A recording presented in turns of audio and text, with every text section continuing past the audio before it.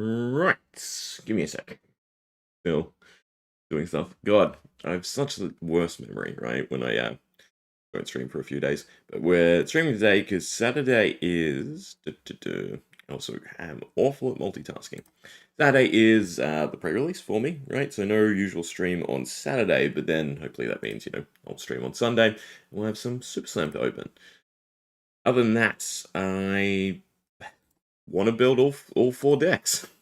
They all seem really, really fun, right? Top Nut kind of just seems like a, one and done sort of thing, but still worth trying out to see how it works, how functional it is, right?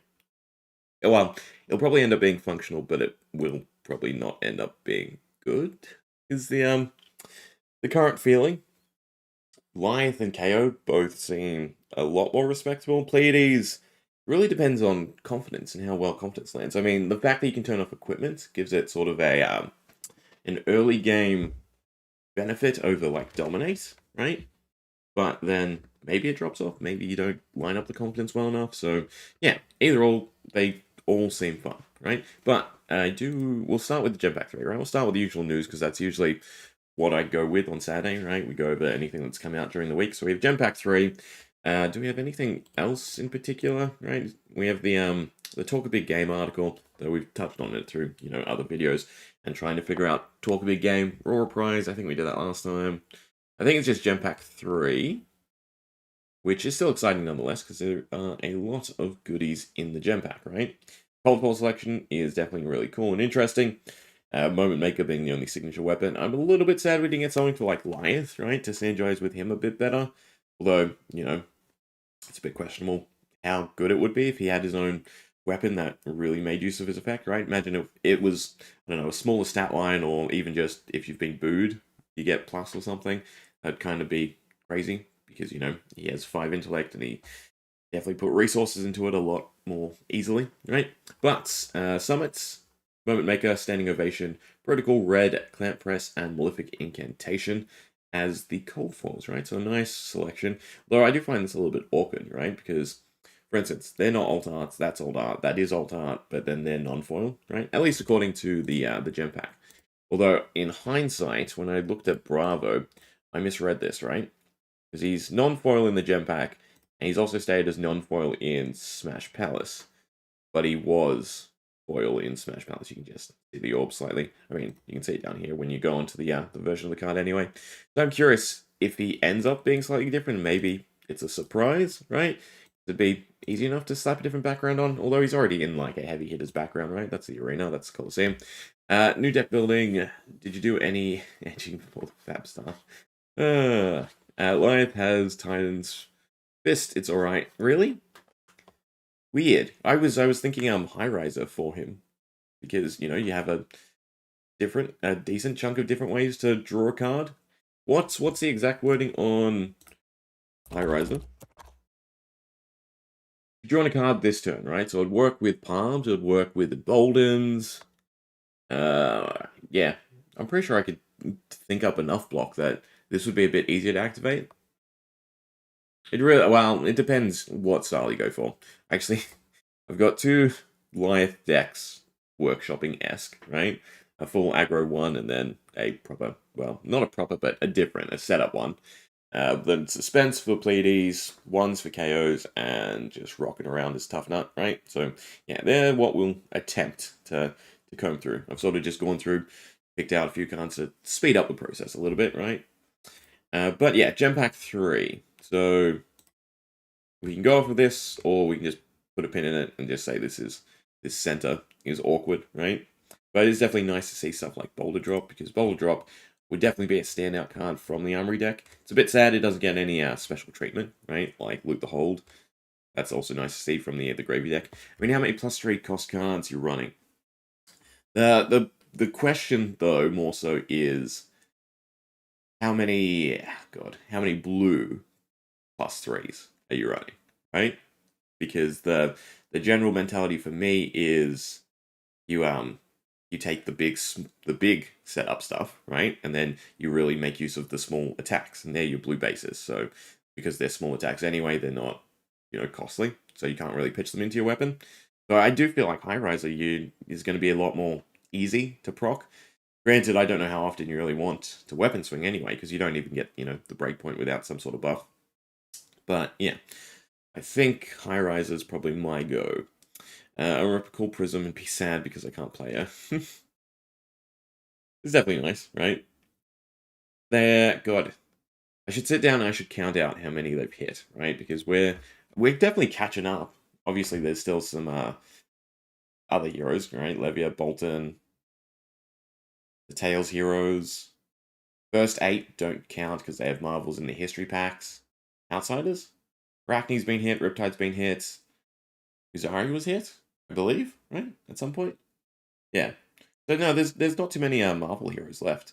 Be interesting what happens when they run out. Maybe they swap to the Blitz heroes, right? And they just do Blitz Marvels. That'd probably be kind of a downgrade though. See. But yeah. Summit as well. Cold Foil is definitely nice. There was a weird one though, to me at least. Was it? No, Jarl was non-foil, which is fine. He's rainbow foil in the armory deck. It's more just about making him accessible, which is kind of cool. Bravo's a little bit weird, right? Because the welcome deck and Smash Palace exist, but more the merrier. I mean, if they did something like this for Blaze, I guess a lot more people would be happy if there was an easier way to access her right off the gate. So there'll definitely enough of him floating around. You also have the separation, right? So I assume that Bravo, for instance, and what else? Rock, Boulder Drop, all the non-foil cards are in the first slot, right? Even though they're, sort of akin to the premium card, which is definitely cool because you could get a double hit. But at least, again, this is the hope. It'd be kind of weird if they're in the middle slot, right? You don't always get a rainbow foil. But yeah, so one pack could be a Boulder Drop, a Rampass, and your puzzle card, which is definitely a cool thought. So we have the Helms from the Living Legend Viz decks. Savage Sass, Alt Art. You just picked one up, that's what you said, right? Oh well. I mean, I assume it's still going to be expensive. It's still going to be, somewhat hard to find. The super rares are definitely a nice selection as well. There's a bit of favoritism, it feels, for Brute across the board, it feels. The two rares, Overturn and the Block, was it? No. What's the Good Clean Fight? No, it's super rare. Trying to wrap my memory. Power play? Kind of. Either way, Overturn's definitely a really nice card, right? Just, I don't know how much Clash you want to run. Just to have that one scenario where you could win. Super happy with the reprint. Yeah. Across the board, they're hitting reprints, which is nice. They're hitting popular reprints, though, which is, I don't know. I don't know if first in, first out situation would be good, right? Because you have stuff like the Classic Battles, Dorinthia versus Reiner, that's the full title, right? So you've got Run Through, Yellow. I have the pile of cards somewhere. I meant to sort them. We have that and the Majestic from the Dorinthia side. They both definitely need reprints. You know what? I feel like I have rares somewhere. Yeah, beautiful. Once it loads, is a lot of cards. Because basically any expensive rare is either sync or something that was in an exclusive product. The Run Roughshod is definitely an expensive one. But I also feel like this will go down because there's a good chunk of blues, right? A blue 5s that would load. But then you have Canopy Shelter from the Terra. Brow from Round the Table. Loot the Hole, that's coming. Boulder Drop was also Armory Deck exclusive. And we're only getting the red. And you don't get the full set of Boulder Drop in Pleiades either, do you? Anything else? Run Through, that's the other Dorinthia one. And then the Majestic, which would probably be at the top, if this was Majestics. So yeah, it is definitely really nice to see them hitting a good chunk of reprints, right? It's Gravy and then Brute and Guardian focused, I guess. Right? Yeah. Oh, Fast and Furious is in there too. But, hopefully this continues, and it's just the recurring theme in gem packs, right? We just lag behind by like 2, 3 a set even, right? Because Gravy's last set. And yeah, everyone's happy. You've got, if you're impatient or, someone who's, selling for the secondary market, you've got that little bit of window. Then everyone else, if you're just a little bit patient, you can pick up the cards through, the next gem pack, right? Granted, again, it all depends on how hard they are to actually find. Be interesting to see if like Rampart has its own. Well, we assume it would, right? There's always been. Well, there's been a breakup between like the Marvels, the Cold Foils, and the Rainbow Foils, but there's a legendary in the mix, right? Either way, definitely a nice strong list of cards for the gem pack. Alright. Deck construction time. There was some warrior non-spec attack reactions in Dorinthia's side. I can't remember what it was. Non-spec attack reaction. Also platinum pobble. Beast mode? Was beast mode only in the armory deck? I mean, we can do this nice and easy. TCG. Or is it called Classic Battles in this as well? Yes, beautiful. Swing with a big tree, was that exclusive as well? I mean, it is a yellow 6. No, it was in Monarch. And it was in the Levia deck. It was definitely more lopsided towards Dorinthia's stuff. Glistening Steel Blade is the big one for Dorinthia. Then Run Through Yellow.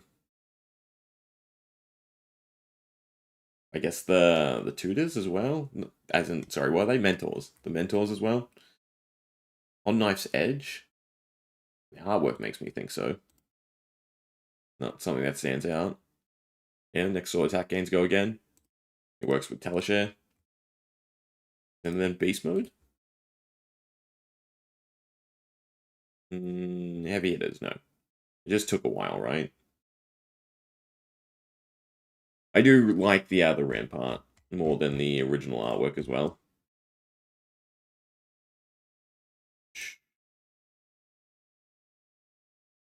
Ooh. Oh, wait, it's not on here. Yeah. It's a bit more focal on the ram head part. It doesn't quite look like a shield, I suppose. Looks more like, an ornate wall decoration. But, yeah, definitely looks really cool.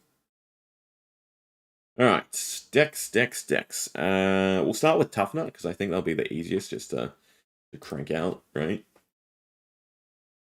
I like the Toughness boots. Was it arms as well? Granted, I think Apex is still better overall. But the fact that there's two pieces for Revered to set up the really good block stuff is kind of cool, right? The Hold Firm and the new boots from the Pleiades Armory deck.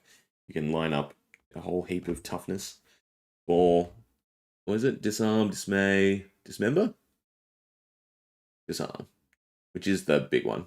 Card from hand to the deck, right? Other than that, it's sort of a question on what do you lean towards, aggression or blocking out and then just timing a big rock smash. But we can play through a few hands and see how it runs. Remember, I think I was quite happy with it. It's just cutting cards. Well, it doesn't necessarily need cutting cards, right? I have 6 slots left, and that's basically just Arcane. I think I like the arms even if you are doing rock. So I don't think I'm rocking unless I get, 2 yellows, right? In which case, it's still an attack into it, right? Or it's just on the Tunic turn. I don't know if I really want to waste Tunic on it, though. I guess that's the question. So maybe the Toughness generation is better, right? For cards like Old Favorite, because they will definitely really help in the fatigue sense. I mean, we have a whole lot of block, which is not great. We try and get the cheer, which we don't hit, so we feel bad. Can't even gauntlets. And we can only attack with one thing. Well, this has not worked out well. Not worked out well at all. I mean, I suppose digging is what... No, Old Favor is what we want to stash. Still feels awkward getting your foot in the door, right, for this to try and work. I mean, Numbskull Charm would have really helped. You have cards like Thick-Eyed Hunter and the other one that essentially you want to empty your hand before you block with them, which is still nice, right? You can definitely get high-value block turns. It's just, sometimes it doesn't line up with what you actually want to do. And I suppose there's also awkwardness in the boots and the gloves, with the fact that we might not always have a blue. Maybe I need more blues. Hold Firm is have to pay 3. So this is nice in the sense that you can pay up to, right? So any card can go into it, whereas Hold Firm, you need to pay specifically 3. Did you rock in sideboard? Just brain prison with it? Probably, but, you know, what's the fun of building it if we're not focusing on rock? I mean, weapon-wise, I would think Ravenous? No, it's a 5. I mean, you're not getting Romping Club turned on too often.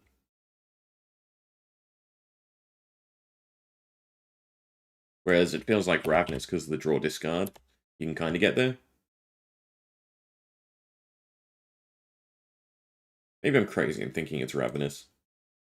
Over toughness, so that's no good. So this is great, right, for a 2-card attack, which is basically that and Thick-Eyed or Old Favorite. You need the resources for it. I guess it's something like block with that. No, it's no block. God. I mean, it's equipment you can't see.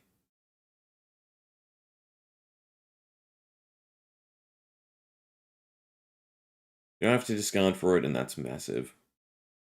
Ravenous is really bad. Draw discard, right? Draw then discard a random card. If it's card of 6 or more, discard this way. It'll chew through your deck, but it still seems easy enough to land. It would also then allow you to take cards like Beast Within, right? And maybe you hit them. Play this turn.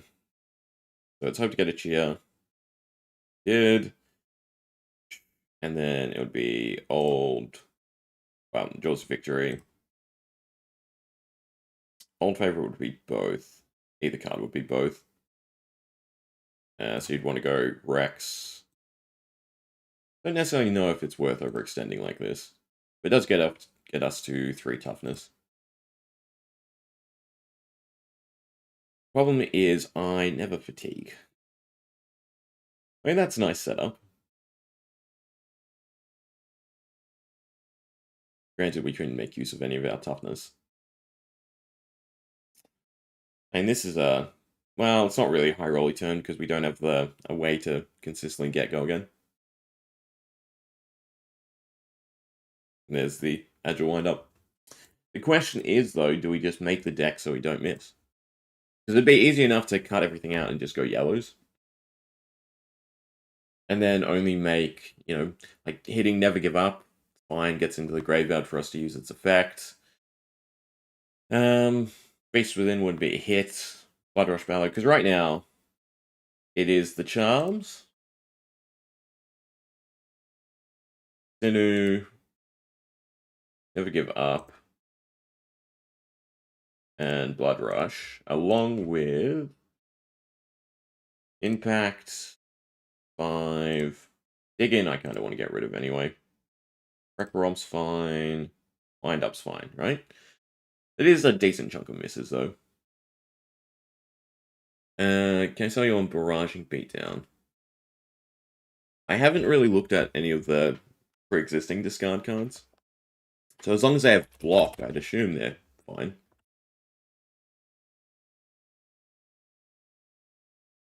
It's not even. It's I was thinking of big one. Yeah. I mean that's the other string to go is buffing rock, which was my initial thought, right? And you're looking for 0s and 1s, and then you can take a whole yellow basis, right? It's just whether or not you can out damage your opponent, which you probably can't, in all honesty, even with the rock space, unfortunately. That's sort of the problem, it's just it's not quite enough. Yeah, I was thinking of big one. 1-word tweak. 2-word tweak. Big horn beat down. So yeah. Plus, intimidate. Let me stick these in the inventory. With dig in probably being the one to scrap.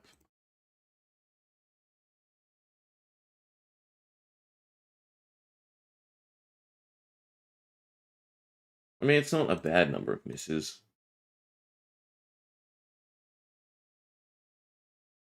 Alright, first and foremost, we'll start with the weapon. So our options are Romping Club as a 2 for 4, which is, you know what, a 2 for 4 should be undersung, right? It's still pretty crazy. Bone Basher is 2 for 4, but then you might as well just take Romping Club. And then Rock.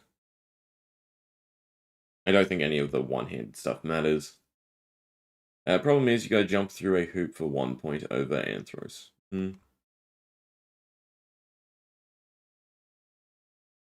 Anathros? I get the one you mean, bravos.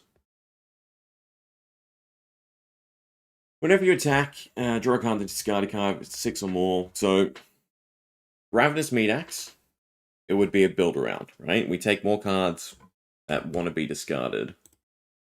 Which would be what? And then, how do you capitalize on that? What even is there? There's a resource which would do nothing, so that doesn't matter.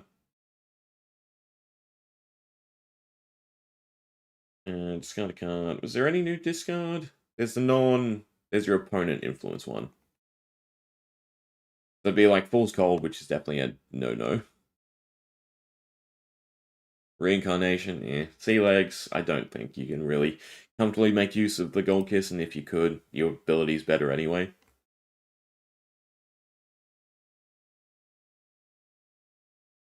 Yeah, so... Probably not. Probably just if there's a 4 is a nice enough stat line. Problem is, if it didn't tap you, especially for 2 turns, the Rum just seems awful. Like, it's good for every other brute. Good for, I think it's even good for KO, right? Just because of how wide it can lend itself to. But it's just not good. So, yeah. Definitely not Meat Axe. The Romping Club is the alternative weapon, and still works with what the deck's doing. But I do want to try and focus on Rock. So right now, we're set up as not a lot of misses. I'd like more agility, right? Because run is not really worth it unless we have more consistent agility. Maybe we just scrap it and it's just block. I mean, ultimately, it does feel like the best style to go for is just going to be fatigue. So maybe it should just be all the good block. What would it be if this has 6 or more? So you could stick in Disembody. I don't necessarily know if I want a whole bunch of reds though. Disarms a 5. Disperse a 5. What are they? Disarm, disperse, disembody. I will not remember that. Weirdly, I think this is fine. It's just about, again, tweaking it, making sense of what works. So even with the agility, run is not needed, right? Or it gets you 1 extra turn, but eh. Just another red. We just want consistent turns. The Guide Hunter might just be too awkward as well.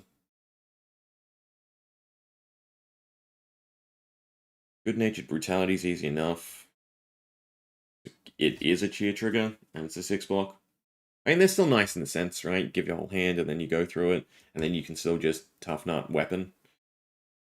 They both lend themselves to being a bit better with Romping Club. The nice thing too is you could change your chest, right? I don't think you. Well, you either take more reds and tunic for Romping Club, or you cut it if you're not rocking. What would you take if you weren't? Savage Sash? No, there's not enough go again to make it good. Probably just something defensive. I mean, the stacking 3 resources is definitely nice. I mean, this in a way can help line up Rock. Tunic's still better overall. 48 and 18. If we were going to cut any of this, Blood Rush Bellow, how many attacks could we comfortably get off? Probably not 2, so it's probably not worthwhile. If that goes, is there any way for us to trigger Beast Within? Thick-Eyed Hunter. I think this is just greedy. It puts us down to 15, which is, well, fair. But we kind of want more attacks. Let me do it this way. Probably easier to look through all the cards. So tick, tick, ticked, basically taking all of his S's. Old Leather and Vim. Easy enough to get the toughness. Kind of warrants an opponent to block it, because then Vigor sets up for the rock. And then, otherwise, Crowd Goes Wild's already in. So you really, well... What's the scenario for Crowd Goes Wild? You tough nuts, you get the tier, it's now free. Then what do you do with the extra resources? What legs am I taking? Boots to board. Maybe Scab Skins is still kind of okay. With the idea that it then helps with these turns. Right? Because Guard Goes Wild into a weapon swing is definitely something you really want. Escalate Order should also probably be in. Right? Tax Reviled, no. Give up, no. Violence could go on the sideboard. Not Will of Courage. I think Digging Yellow's in, so that's fine. Carrying Ruckus, 3 for 7. I don't think Clash. There's a weird case for Clash, right? But you only want it in, small matchup where you're guaranteed to get everything. Because you can so easily fall behind as Tough Nut, right? Where you can't chance these types of effects. Cheers is 2 toughness generation. Filing of the crowd. Problem is, I think I'm towing the line. What were the reds we said? Escalate Order and Old Leather and Vim. Old Leather and Vim.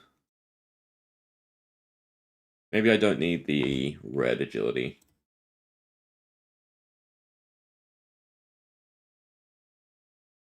Maybe I don't plan for agility. And then Vigor and Toughness is... No, when it's defend together with a 6 or more, create a Vigor token. Maybe I just don't want misses. I mean, it is definitely nice. It sets up rock. Maybe Vigor is what I'm meant to really be leaning in. Alright, I think that's what I have to settle on. Do I want a rock or do I want a fatigue? And I want a rock. So we're looking for Vigor generation, and then we're looking for buffs. It's not necessarily about hitting the toughness, it's just about being able to present more damage than your opponents, right? Which is not going to be easy. So I can, never give up. I can still take the other stuff because we have ways to get to enough toughness. Right, for No Hero Stands Alone and the other good one, Disarm. Plus, they're also, toughness on attack. Ooh. Right, which is still really nice. So that is currently 60. But I kind of want to get rid of Dig In. And we look at what else generates us Vigor. And with stacks, there's 6 or more in your pitch zone, create a Vigor token, so that's definitely easy enough. Vigorous Roar. I like that more, except for the 2 block.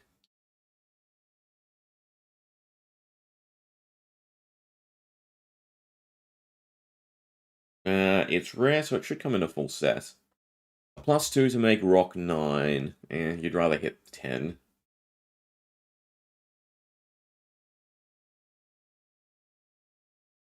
This is the Boneyard. Should probably be in as well. Because you can go visit the Boneyard, get a blue, Tough Nut, and then have a Vigor for the next turn, right? So that's 2 turns worth of rock.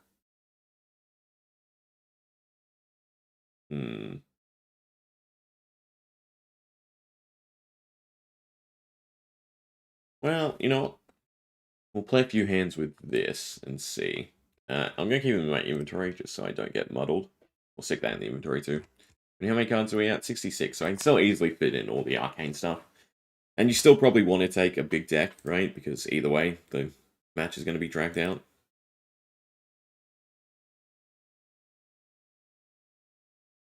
Turn all these on. It's still 60 cards to start with. Alright, well, not a great start, but at least it's a blue. So we want to Arsenal a card, and we want to swing. So it's still big tough nut anyway, right? Because we want to hit the toughness. If we get 2, we can gauntlets. And that means it's send old favorite off of the Guide Hunter, which is a 7, generating us another toughness. That's kind of nice. And allowing us to Arsenal the visits. We're at 5, which is a little shy of disarm, unfortunately. I guess no hero sense alone is the big one here. So this still causes us to clash. I really have... what's the word? Tentative thoughts about it, right? Because yeah, I get that we're brutes. I mean, we've built the deck so it's all 6s, so in most matchups we should be fine. I suppose we just sideboard it out in matchups where you know the clash is less than a 50-50. Still enough block there. Obviously to theirs.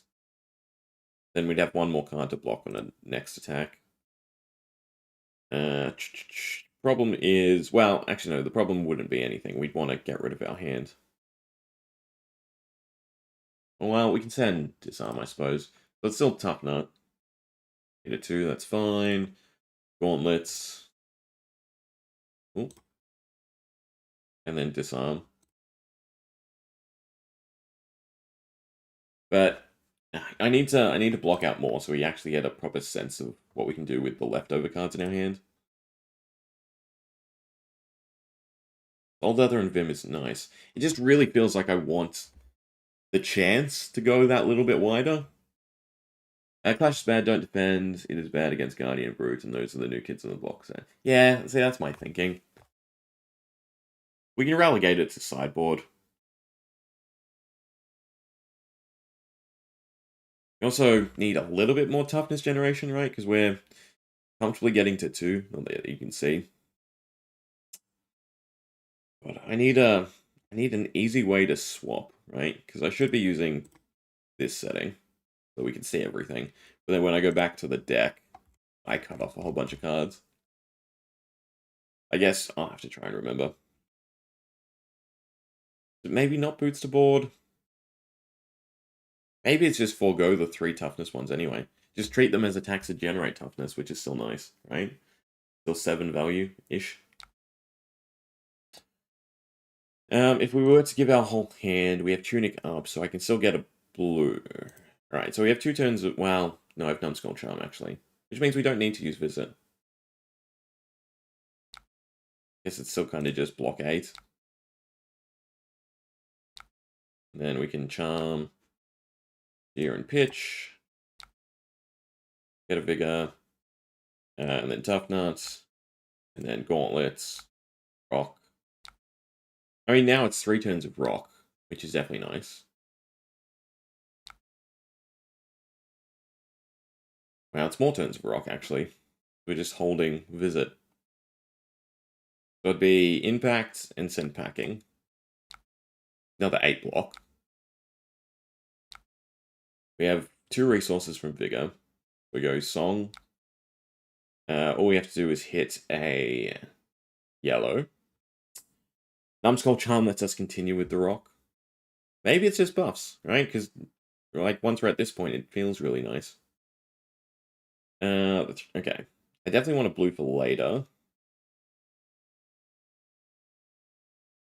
And just make sure I put a 6 on top. Right? And then we go Tough Nuts. Actually, I maybe wanted Good-Natured Brutality. Oh well. Apex. Rock for 10. Eh. Then we go Numbskull Charm. Here and Pitch. I can't clear my hand. So again, this would be... well, I skipped their attacking turn, so I could have cleared my hand. I guess that would have been the go. get rid of these 2 cards, I can get the Vigor generation again, and it's just get to 4. Ooh, 3. Well, 3's fine as well, right? Because in this scenario, I just don't gauntlets. When the set is out, I don't know. Well, because I want to get through all 4 heroes. So as long as it feels decent play, I'm happy with it. And then, come... I forget when it hits Teleshare. I feel like it's pre-release, so Friday, right? And then next week we just start, I guess, rouletting the heroes. We just play all of them. Which will be definitely nice, right? To have a few decks to cycle between again. I have been enjoying Guardian. But no, this feels decent. Weirdly. Yeah, I'm not gonna aim for the discard. Not getting any use, and at least Scab Skins is still block. I think I'm gonna try it. I mean, this deck is not competitive, right? So we might as well have fun with it. And every now and then have that turn where we go like Charm, Rock, then something. Because I mean, it's Scab Skins whenever we get Crowd Goes Wild. Scab Skins whenever we have the abundance of resources. I think that's nice enough. Put these in the deck. Hey, Nightflux. Is Velda going to run any of the new cards? I think the static auras actually seem kind of nice in her. I mean, in my head, there's an argument over Playline, right? Because they come with block, even if they don't last as long. Plus, there's all the new aura disruption as well. And a +1 goes decently far, right? Turning my yellow pummels into red, essentially, is pretty crazy. What else? The prevention is just solid, right? That's just a whole chunk of damage prevention. Yeah, I think the static auras and palms kind of just fit into every Guardian because of their value, right? Because they don't even have the negative of being an instant. I mean, sure, it's 2 block, but still, it's an instant you can block with, which is just crazy.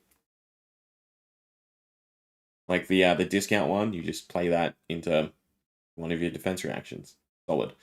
The prevention, you can just play to prevent damage anyway, right? It's just a 1 that then gets you more block over the course of the next few turns. And then the +1 again. Yeah, +1 seems nice. It's a question of what do you cut, I suppose. Alright. So, yeah, this deck is fine.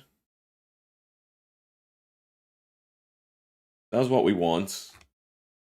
I think it's fine to put a pin in it now. We will put no hero stands alone as inventory, right? Depending on what matchup, whether or not the clash works. Probably never really going to take or use Romping Club. So then it's just the usual obligatory Arcane. God. You take Arcanite instead of Scowling. Well, I always take both, right? Verdance, Oslo, Cilio. Because of the burst, you can probably take Skullcap. Okay, no, you still need Null Rune. Skullhorn's not good enough. Well, it's too arcane, actually. You know what? That's probably better. And you can always just use your ability to pitch into Skullhorn, which is kind of nice. Problem is, toughness does nothing for you. And it's just a huge drop down. The other pieces I can give are the legs. Right? 3 arcane? I guess that's fine. Yeah, cool. So we will put a check on Tough Nuts. Now, who to do next? We'll go aggro Rathe, right? So don't get spoiled skull. The battle worn one, right? The shadow one is that? Just die to Wisdom Call a day, probably, yeah. Because you can't even give your hand and then pitch with your ability because you're most likely pitching your ability and giving your hand. All they needed was like toughness having, what is it? Arcane Spell Void. Right? Imagine if toughness had Spell Void. God, that would have been great. I don't think too crazy either is great, right? Because it all gets eaten by the first instance, no? Something like that. Action, banish this, target 3 attack action cards, different names, bash zone, choose one at random, you play it this turn. If you had a way to get them into your bash zone, if they made a version of this for the graveyard, that would definitely be cool.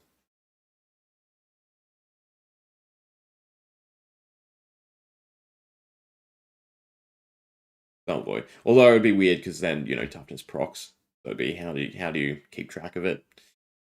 I don't know, some sort of this adds 1 block to a card or prevents the first instance of arcane damage, right? 1 damage. Something to give him that synergy. Because Brute's already kind of bad into arcane, is it not? Alright, but on to Light. So the idea of this is just capitalizing on the fact. God, I forgot again. There we go, so I'm not blocking all the cards. The idea of this is to essentially just have the fact that you can go 5 wide every now and then, right? Have Blast of Momentum in base, even with the negatives from Wyeth, and just get the damage across, right? Doesn't that seem nice enough? Kind of seems nice enough. And then maybe some extra synergy on top of that. I think that swings it hard the other way. Spell Void is optional, but they go to the bin, right? Yeah. I'm just saying Reiner is likely going to get some version of this in the Armory deck. Doubt they'll just do the heavy hitters spec head. That would be nice, right? It'd be some form of beat chest. Well, no. Not everything he has needs to be beat chest. Hopefully, right? Because that seems real nice, Topple. Alright, so currently, too many cards, but a whole bunch of ways to gain go again. I mean, the correct starting point is always just, play a few hands. Remember to do that. There are way too many cards currently, but yeah. I don't know how well this will work out, because I don't think you have enough. Oh, this is also wrong.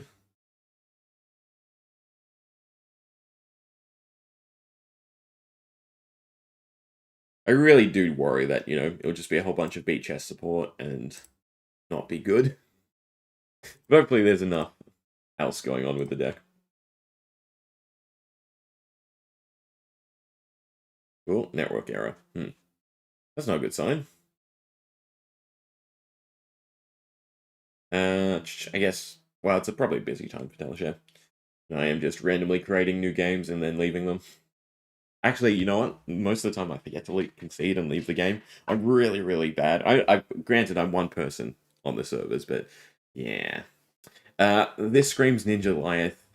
I don't like how Lyeth will have like 5 decks at all different things. Yeah. Cool, but it is also, a bit crazy. It makes me think of like WoW with druids and what was the other class that could do it all?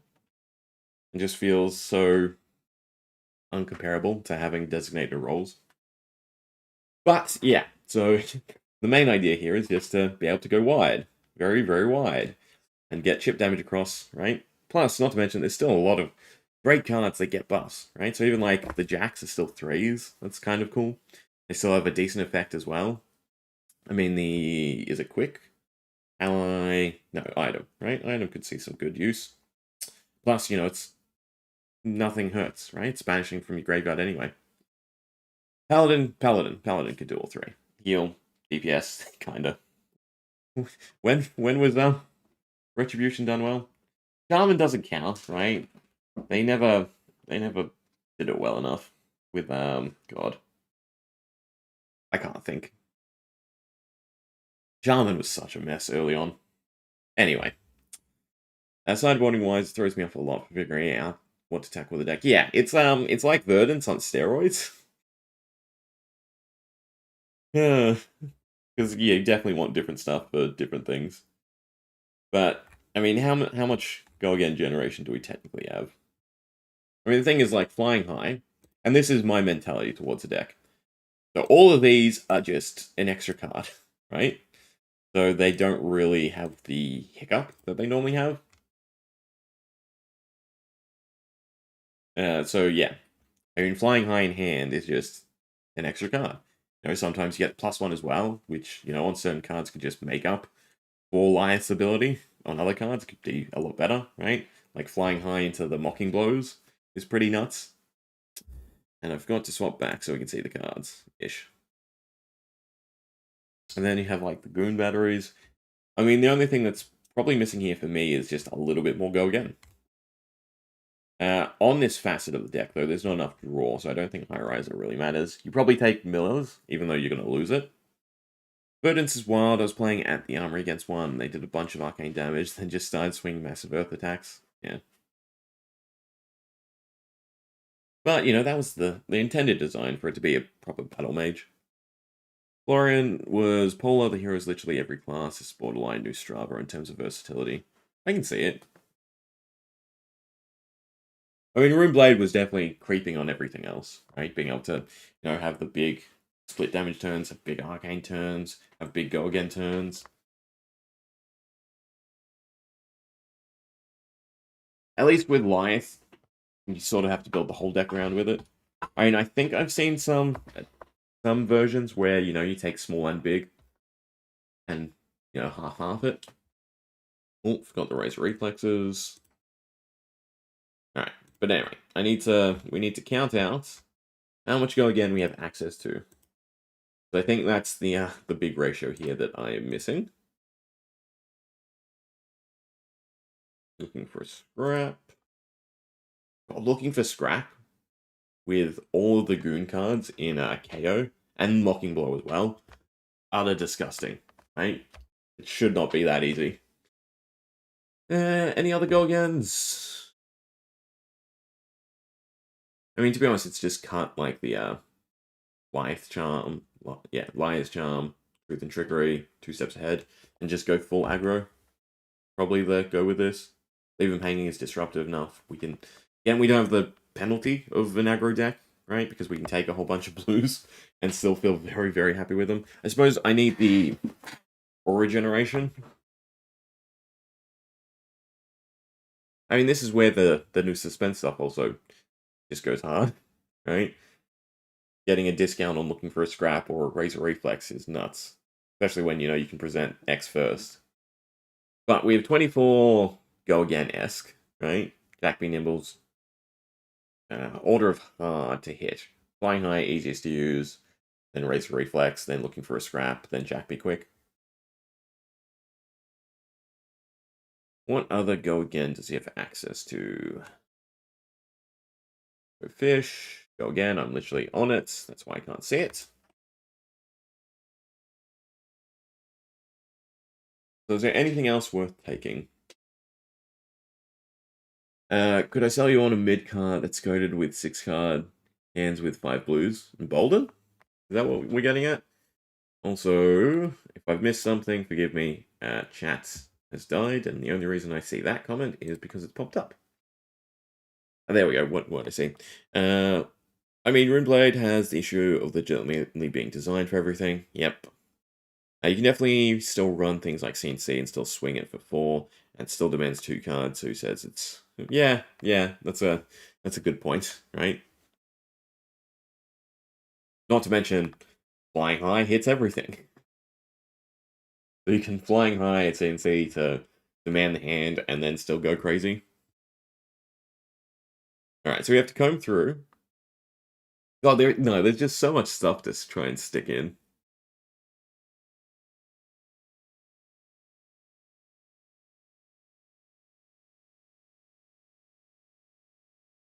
Have I broken chat now? Maybe I've broken chat now.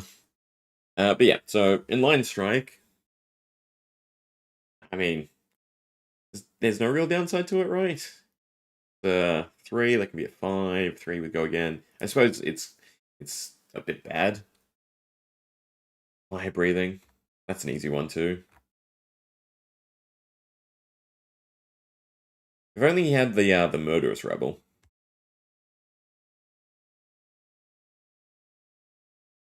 There's like this list could be like 200 cards before we prune it down. In all honesty, there is definitely stuff I'm missing. So yeah, CNC, fire breathing, rowdy locals.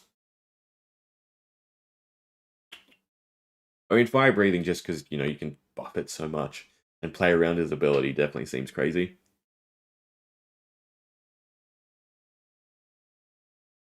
even weirdly just brandish, right? Imagine just a turn of brandishes into a decent big weapon swing. Be 3 brandishes, 2 blues, and you go 4 wide into a 5 weapon.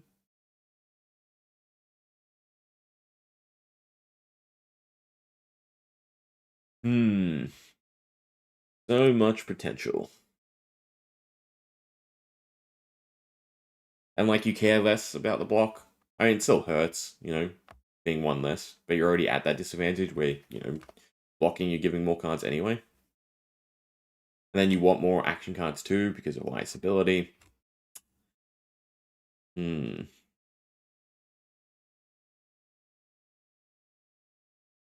and take just does another go again as well.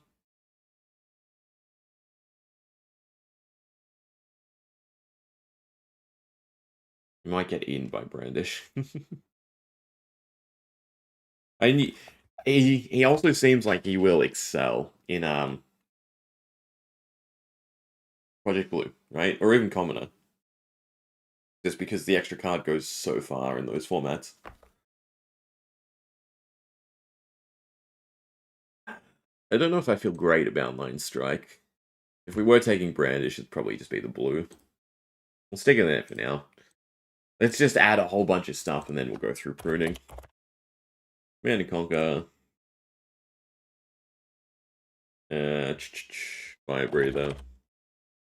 Even Exude Confidence is kind of tempting. A bit harder because the cost on it's a little bit worse. Like, it's still a 3 block.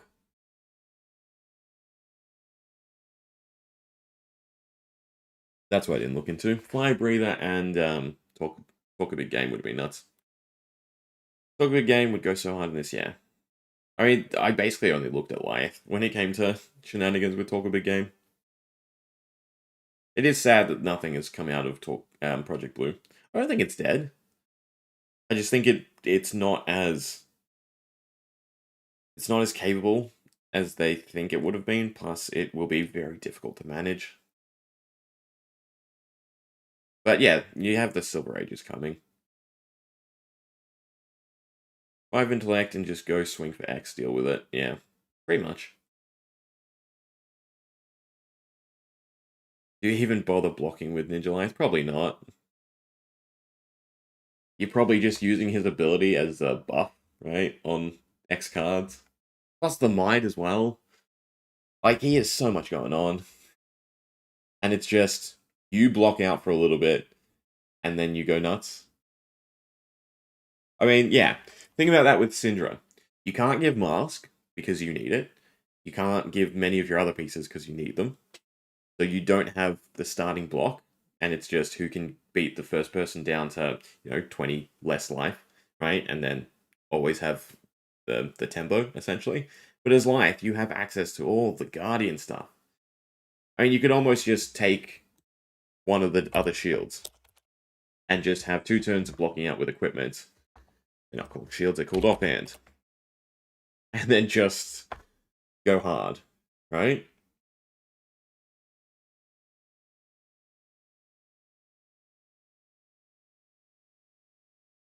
I mean, yeah, even just Steel Blade Buckler is 3 block. This plus gauntlets plus headpiece, right? That's enough block to probably buy you 2 turns to just go crazy.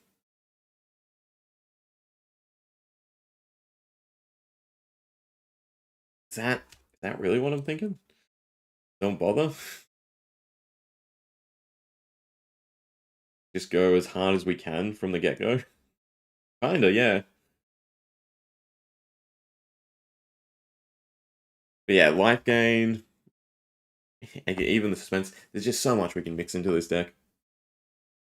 Yellow Sigil of Solace, that was 3 value.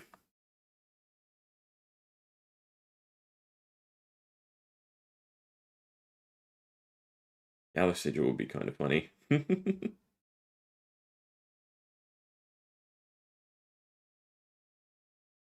I think so. Get to block out so much better turn 0, right? Or you give whatever cards you find, or you can prune everything that doesn't have block anyway. I mean, like Lion's Charm, I mean, God, is it worth it? We up our ability. I mean, maybe just take it as disruption.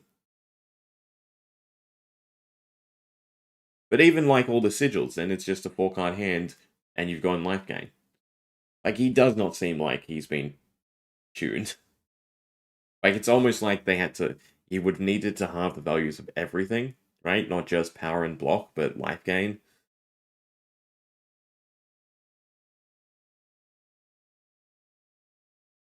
I mean, imagine if Count Your Blessings was still around for him.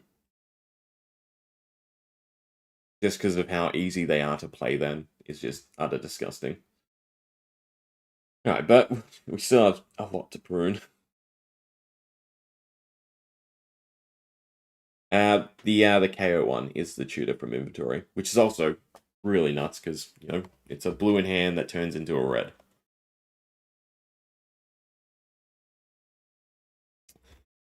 Alright. What should go?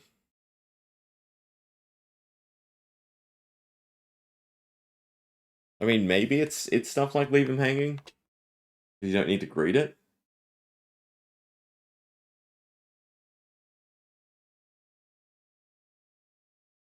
Staring at the defensive life, then general mid-range heavy. I think fatigue isn't required, but threatening it is. I mean, again, like you said before, it's just the thought that you have an aggro life, you have a mid-range life, and you have a fatigue life, and it's up to your opponent to roll the dice and think what it is.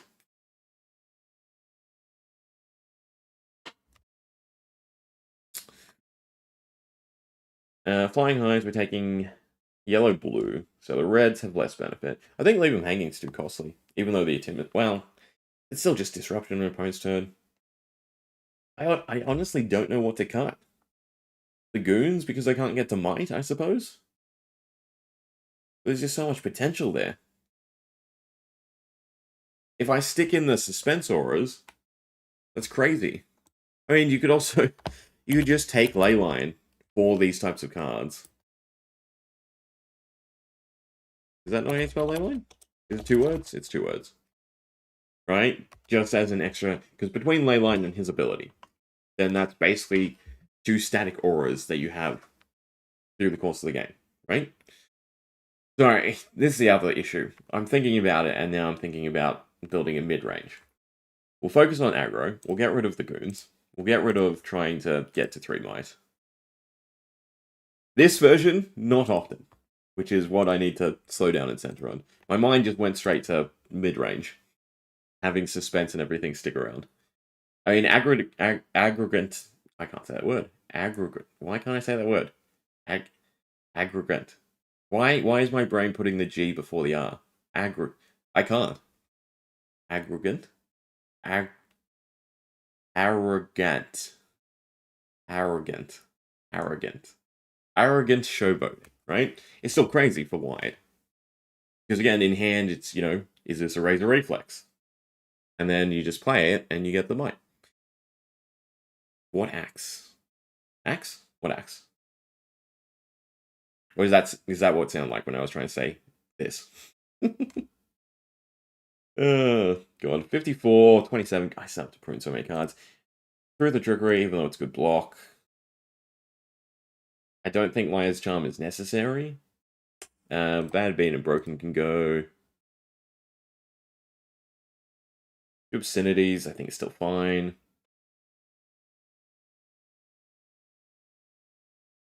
Because his ability is instant, yeah. Is this when this attacks hero? No. If you've been booed this turn, so his ability with any of the mocking blows is essentially an attack reaction.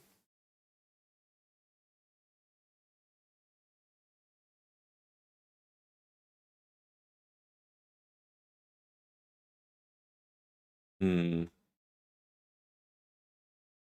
I mean, there's going to be aura hate regardless. I mean, you leave him hanging, for instance, you don't count as suspense, you count it as disruptive. Yeah, get rid of Light's Charm. Get rid of 2 steps ahead. 42. I mean, we still want to take a big deck, which we're at.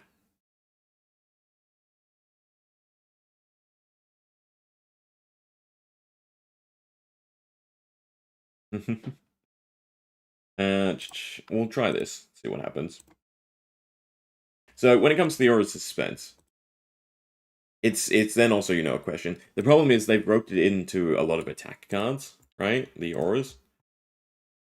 The Aura Disruption, which, makes sense, makes it fairer. So I guess it is the whole, as Pleiades, you get the whole extra counter is the big value, right? Because that counter means more to you than everyone else. All the big scary decks say bring Aura Hate. Yeah, that's a fair point. So what if you put in all the Aura Hate? 75. I mean, still need Arcane. Lion Strike doesn't feel worth it. Maybe the Brandishes is just another Sago gun. Maybe instead of give and take. But we'll see how this fares.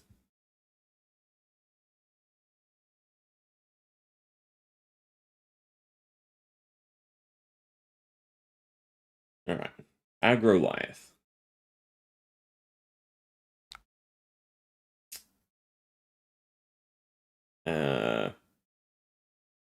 That. That. Fetch a blue? Right? Because then it's that, sheer, swing. I don't know if this is the correct amount of damage, but again, it's wide. Right? Flying High. Mocking Blow. IF.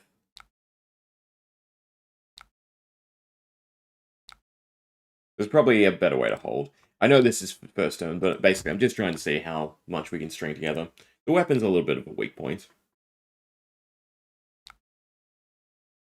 But now we have Mocking Blow for looking for a scrapped, because we want to get ones into the graveyard. We have Nimbleism for Jack be nimble. We have Razor Reflex for Bully Tactics. I mean, my next hand seems pretty disgusting. No worries. I don't know what you're doing with the rest of the day. Have a good lunch? No, it's still probably too early. Have a good day. Simple, it does well into everything ranging from KO to basically every other deck in format that seems scary. Yeah. And it's also, something everyone's wanted for a while, so I would almost expect it to go over Zealous, right? Especially, because Prism's still favorited.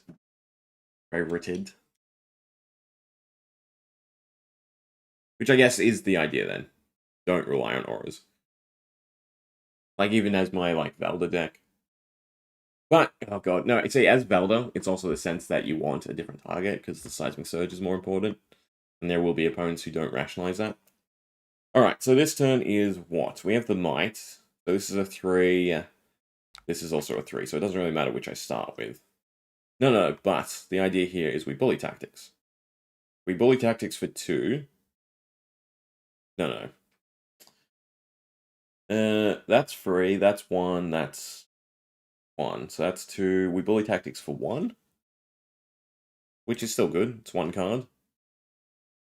But then Arrogant Showboating would also be the thing to play here. I guess we don't have to bully tactics. This would be your card to Arsenal. And you just go Jack be nimble. Oh, I pitched the Nimbleism. I'm looking at Nimby and thinking it's the thing. That does change what we're doing. Means that gets pitched into Razor Reflex. The bully looking for scrap. This hand isn't as good as I was thinking then. I mean, we can always give Jack be nimble. Go again. 1/1/1, then bully tactics, banishing 1 card. So that sort of feels like something you want to do first, but with the hand we really can't.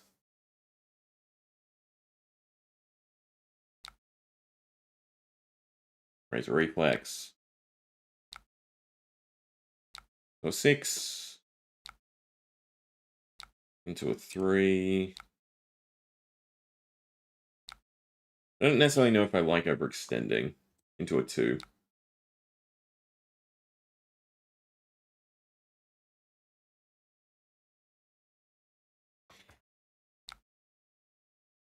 The only thing that I'm getting from it is the relentless nature. It does feel like it needs a bit more go again to be functional.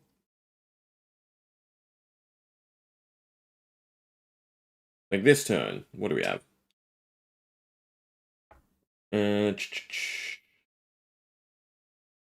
Like I'd be looking for a scrap, give and take, mocking blow, red. Then I still need the 2, and I still need something to trigger Lithe and the boo. I think there's something to it, but it needs a lot of tuning. I mean, it's Guardian. You don't expect to have the ability just to have, 5 go again cards in hand, and them to also be, good value.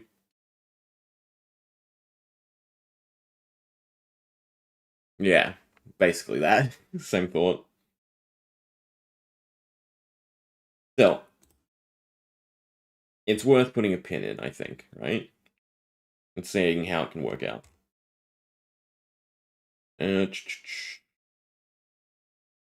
Either way, we're spending about half an hour on each deck, it feels like, which is good.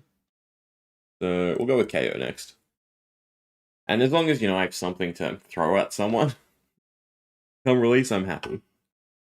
For me, again, it's not necessarily about winning, it's about the refinement process. So KO, similarly, I just have a whole bunch of stuff to cut. We've what? Big disruption type cards, or just bigger cards. Then we have our utility, and then we have our ones.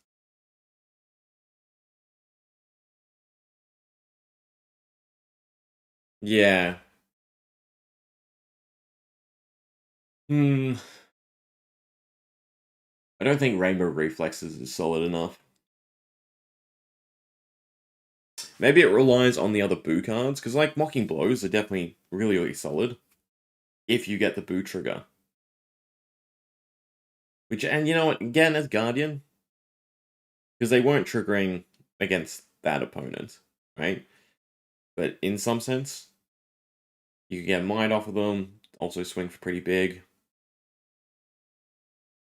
You take like sigils, you take stuff to top off your life. Definitely something to have at the back of my mind. So silly question about KO outside of interference. Yes. Yes, you will. It's hard to zero in on what in the sense of this deck, but for me, Big Bully is worth more being outside your deck than in your deck because it's the type of card you want to play when you can utilize it, right? So the fact that outside interference, there's no necessary downside to it because you can find a 3-block instant anyway. So if you need that block, you can use it when your opponent declares your attack and you get priority. Just swap it out. It's then blue pitchable. I think it's just flexible enough anyway. Granted, the limited reviled attacks definitely hurt it. But you can grab the brute stuff, which is fine. So Big Bully, because it's situational. I could see a case for bully tactics.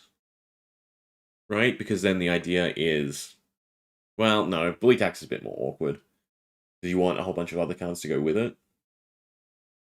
I think it's mainly 4 cards like this that have that boo trigger that become a little bit worse. Not a lot worse, but a little bit worse when you're not able to manage your life.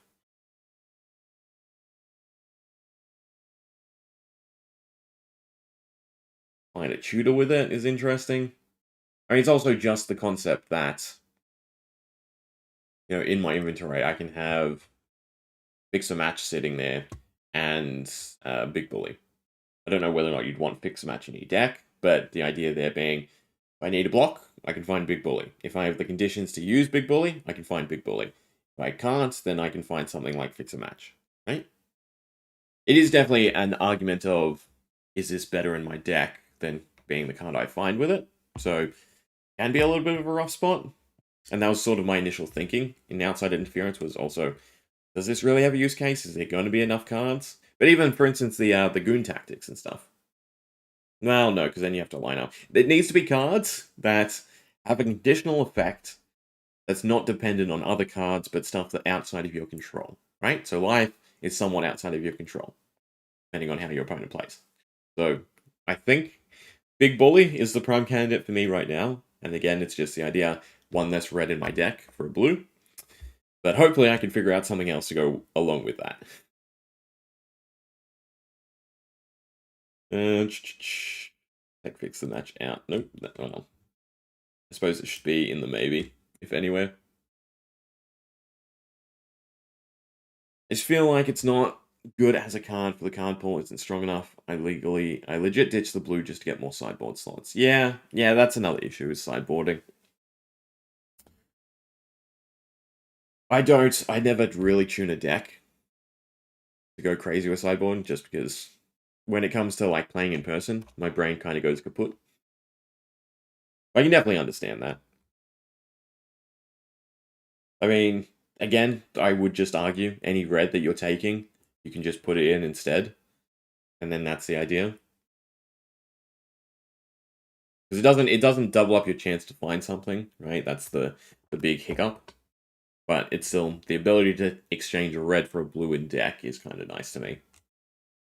Alright, so very similar to Lyeth, right? But unlike Lyeth, our pump is through KO. So we definitely want to lean more onto the blues and the ones, right?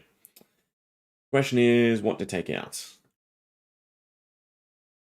I mean, Vipox with, God, showboating, we'll just go with the second word.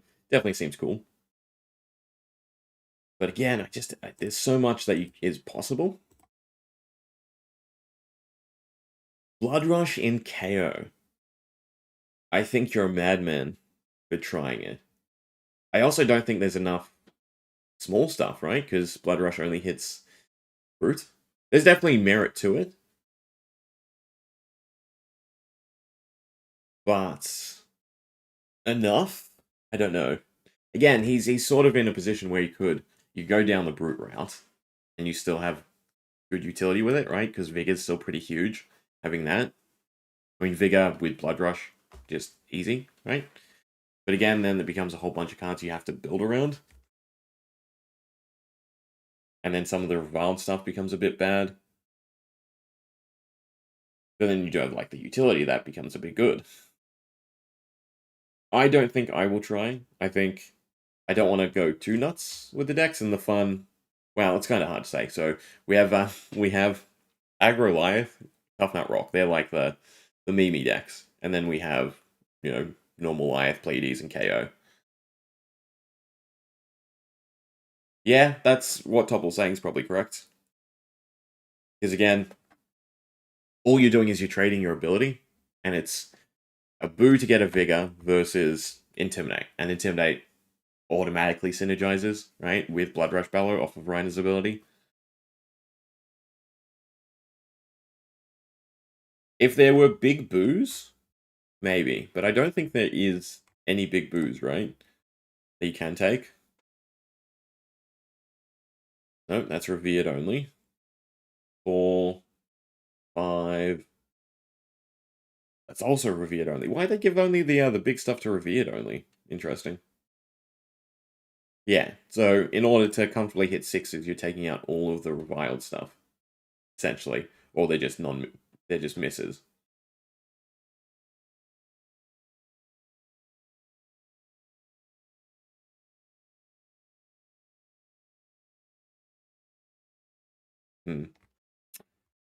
Alright, God. What to prune?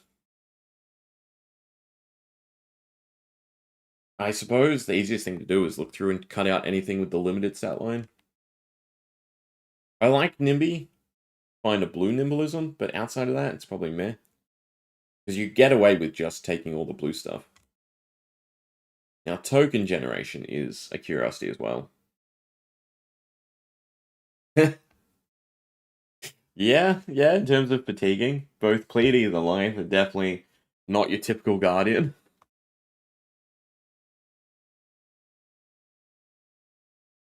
I mean, if we're talking about like the realistic versions of decks, then it's Fatigue, Tough Nut, Assassin KO. God. What would you call Pleiades? I mean, thematically, it's Bard. Like, Suspense I could rant about suspense being the ideal bard mechanic, but anyway, it's a guardian thing apparently. And then Lyeth is like mid range, but also crazy because of just the value and the awkwardness for your opponent. I think RKO Triumph. What did I misspell?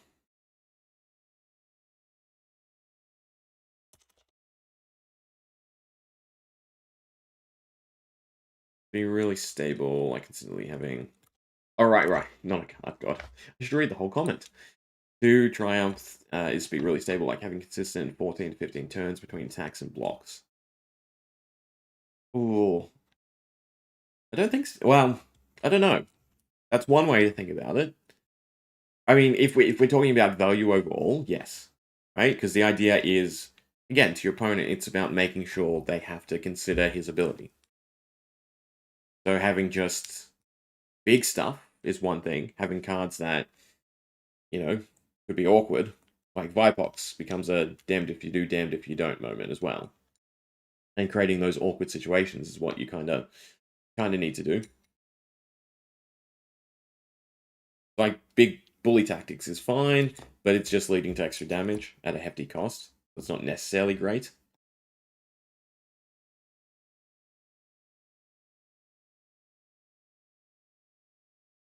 I mean, there is scenarios where you really do want the disrupt. God, what's the new brute one for the disruption to get the value out of it? If this deals, no, discard. I just do discard. That should find it. Maybe not, because there we are. Right, strongest survive. So although it doesn't work well with his ability, that's fine. And I think that's something I'm also not considering with this, because again, they were just because it's a new facet of deck construction in terms of these heroes and what it opens up, gets a bit cuckoo. Yeah, I'm starting to lean towards that too, because it needs something extra to go in with it to make it really work. And I'd like to label it as like Reviled E-Strike, right? The thing that you want to Snapdragon Scalers. But then also, do you want to Snapdragon Scalers just for bully tactics? It's probably not as good as, drawing a card or swinging a 7 as Inline Strike. If it was a different color, it would be nuts. Right? Imagine if this was in blue. It would be your game closer. But as a red, probably not.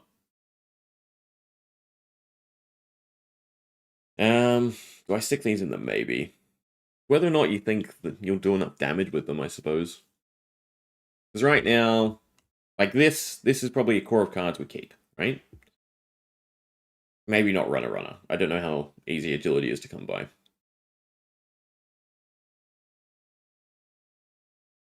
Life can bullshit something, but like, no, yeah.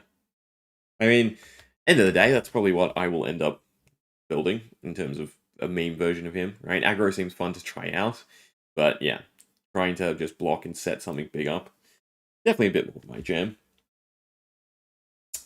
Should Banded Beaten Broken Bean down? No. Banded Bean Broken is just pretty crazy in KO as well, right? Because this is the type of card that warrants your opponent blocking it. The fact that it could be a 4 for 9 with the card disruption. If it was yellow, I'd have conversation. Bully Tax is such an expensive card for the deck, it's just meh. Just run the yellow pings. Yeah. I think pruning wise it should just be cut. Everything but probably I like Vipox enough. Punch above your weight is held back by the block. Maybe that's fine. I mean, it's a 3 for 7, so that's okay. That could then be a 7 for 11. And again, that's probably not something you want to use too often, but it's just to your opponent, the fact that they have to consider it as that big of a card, right? Is what I'm going for, at least with KO. I think maybe it's scrap the nimblism stuff because you don't necessarily need it. right? Because you have to feed a go again into it. I mean, it's also a question of, do you just gamble with scab skins? Because you could make such a high roll deck with scab skins as KO, right? Where if you do land it, then your turn just goes nuts. Aggro life scales better with all of the specific cards and being partially mid-range of his hero identities text. Yeah. Again, it's the idea that unlike, Ninja, you can block out more comfortably and you can stave off death just a little bit till you get them in range of where your aggro matters. Because that's the big thing to pick apart with Syndra, is unless you're low life, extra cards good but not great. Alright, that's good enough for me. No Nimby. Probably not relying on scab skin shenanigans.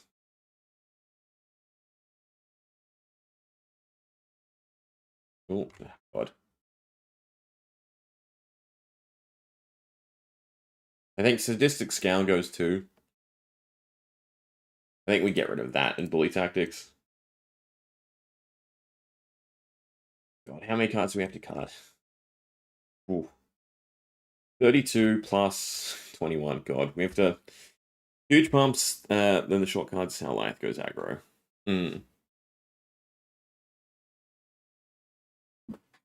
God. Alright, how matterful is agility? Is probably another good question.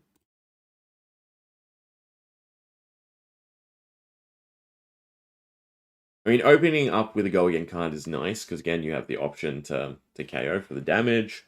Then you really want impactful effects. I mean, steal an item, steal an ally, no, probably not good enough. I do like give and take, because you have a lot of decent options. Blow Blow. If you've been boo this turn, so it's a nice big card, but requires a boo, which is a bit harder. At least with Mocking Blow, they turn themselves on. I don't like Bask in hindsight. I don't like anything with an upfront cost, right? Because we really want to be able to feign holding resources. Flex Speed becomes a 6 for 6 with Go Again. Any bait and switch to that, right?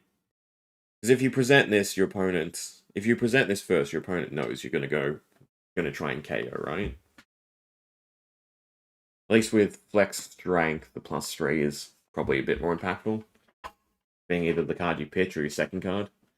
I do want to mention the lack of on-hits in RKO just says play good fab.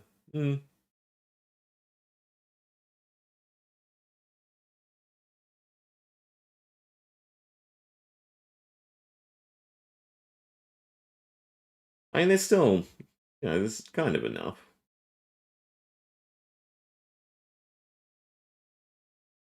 I mean, smashing ground just because of the might, I suppose. I think I need more booze as well. We'll get rid of punch above your weight. I mean, on-hit draw is probably good enough. Probably not give and take, right? Because I don't want the reds. Am I overvaluing Vipox? I think so. Is Vipox good enough by itself? I guess that's the thought. So it demands your opponent block with 2 cards using KO's ability. They block with 1, then you KO. It's fine. They block with 2, you do nothing. Are you happy with that trade? A 1 card for 2? Probably not. With the might, though, then it becomes a bit more awkward, right? Because then it'd be a 7. I'm not factoring in might enough as well, either. Like, might with give and take would be a 4 go again. Maybe Meeps is not good enough. Maybe it's just like Blue Snatch. The same thing as Meeps, but in blue.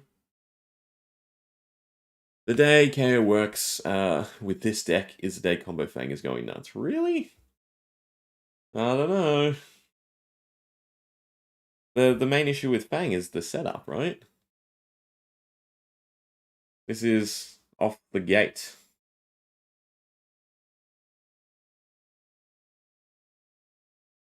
We'll get down to a workable size, and then we'll see.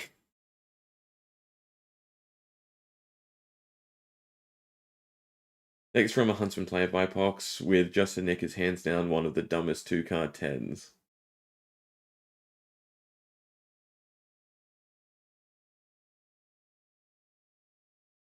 Yeah, I like Firepox. Is what we're saying. But we don't have any of those. Those plus blah blah blah. For cheap, right? If it's a 1. Okay, so these also handle our token generation. Do we ever get to the 3 tokens comfortably? I want to run the goon stuff, but maybe it's not worth it.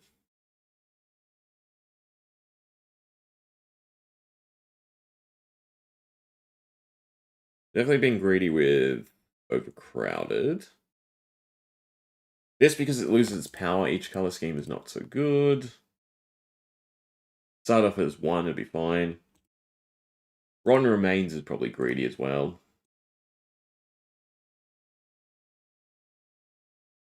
Yeah, it should probably be Razor Reflex instead of the agility generation. I really want to turn on the goons.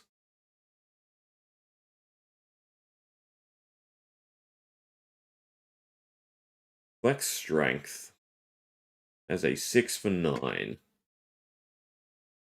Probably not the go again. Gang Robbery.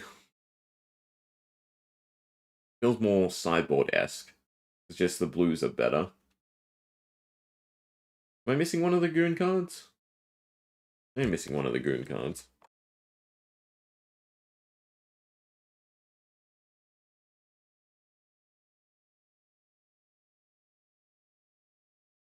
Hmm. Yeah, I think I'm not capitalizing on the blues.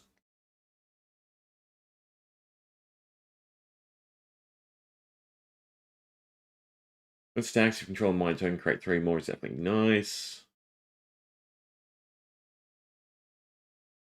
Maybe the goon stuff isn't great.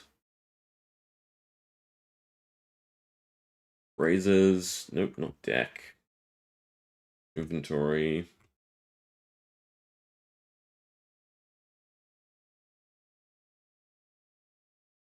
Hmm.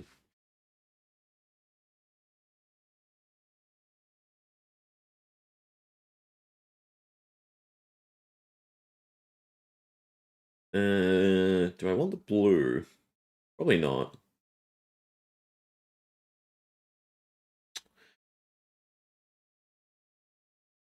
Hmm. Alright, we'll get rid of gang robbery. I mean, wait. Root does have auras, weirdly, right? But they all pop, and none of them have go again.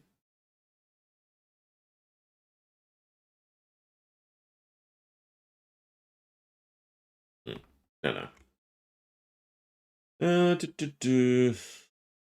Hero Goon Tactic. Goon Beatdown. And Goon Battery. Alright, that's looking a little bit better.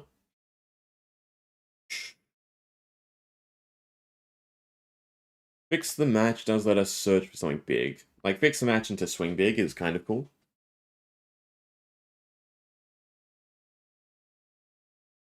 Fashion Ground. I think this is staying in our inventory. Run a runner and probably cut the agility.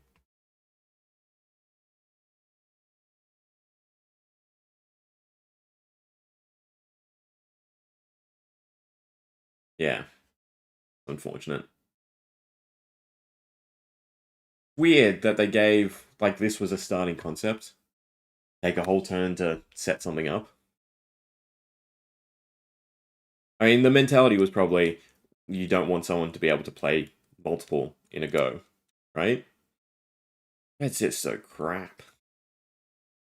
Alright, get rid of runner. Big damage, disruptive. Big damage, shooter, disruptive. Right, so that's fine.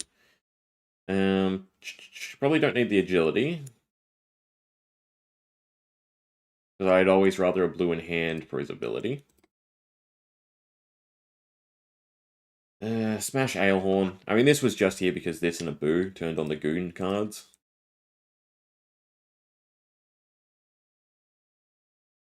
The brute 1 for 3 that makes an agility.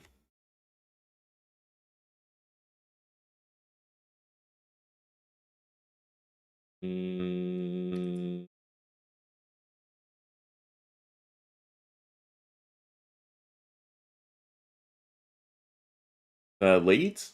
Yeah, lead. Lead with speed. That is actually kind of nice. Next, brute or warrior attack. But it doesn't hit. Scraps, Vipox. Actually doesn't hit a whole cohort of our attacks.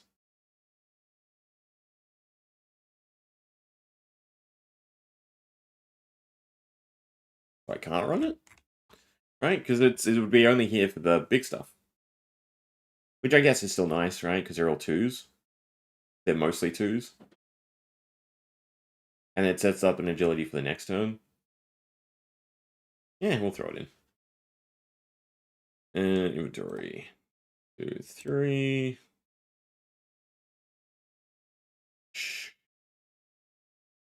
Beat the same drum. It's probably too greedy. Oh, it hits weapon. Right, yeah, attack. Oh, that is a lot better, right? Because we can't comfortably discard well. What do you think on the weapon choices? I mean, they all basically do the same thing, right? With the except for mini meat axe that gets rid of a card. So it really doesn't matter. I guess it's just style points, and I have a cold foil mandible claw, so I'll use that. And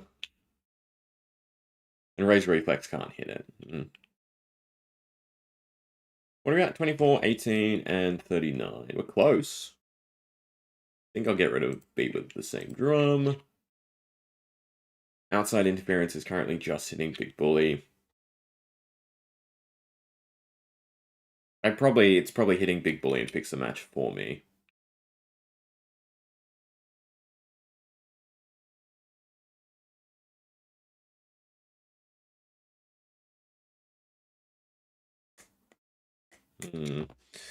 Straight up claw matters with the blue instant discard.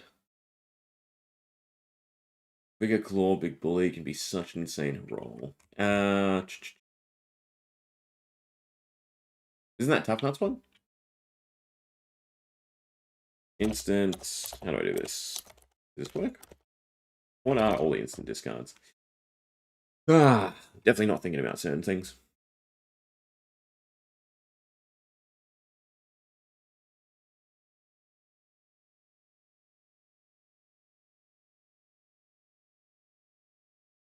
Put blue agility back.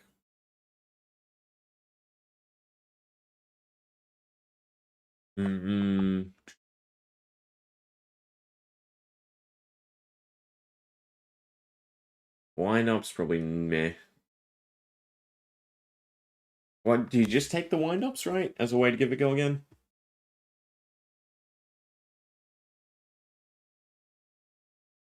Next time you'd clash target hero this turn. It's kind of cool. I don't like old switcheroo too much though, right? Because you have to use it with fix a match.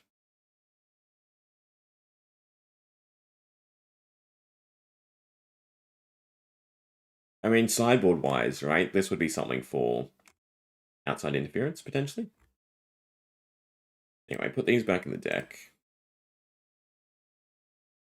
Oh, wait. This is what I'm skipping over a step. Duh.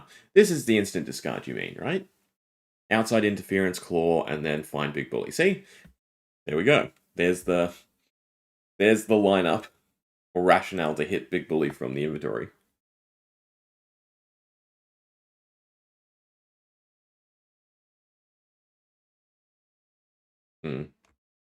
I think I'll leave all the sideboard tech till afterwards.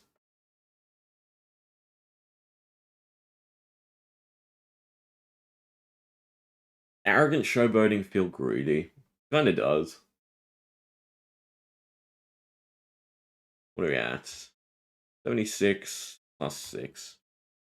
Alright, a few more to prune, and then we're happy.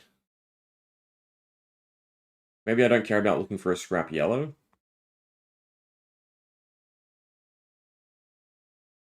I probably don't care about battered, beaten, and broken.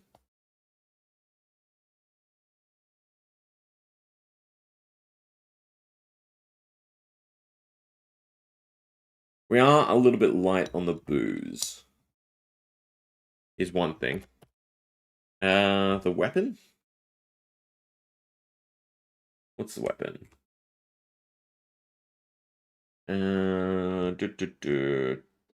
Boo? A, B, C, D. Maybe not. Talent reviled. I mean, I guess that's probably the easiest way to do it. Just go reviled. Oh, no, I need. The crowd boos you. Crowd boos. Alright. I definitely need a little bit more of that, I think. Booze, booze. The two-turn. Yeah, there we go. Thoughts on concealed object? I like it.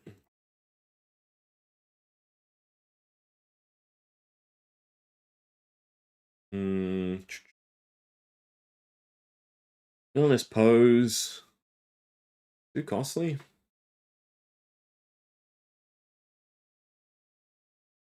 I mean, it is still the bigger trigger, which is kind of really nice.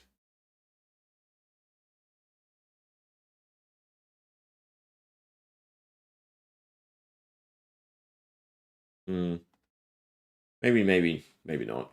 We have Mocking Blows, we have Charm, and then we have Object and Booze. So that's what? 3, 6, 12? That was horrendous math. 1, 2, 3, 4, 5, 6. 6 boo triggers. With half of them being, requiring us to have high life.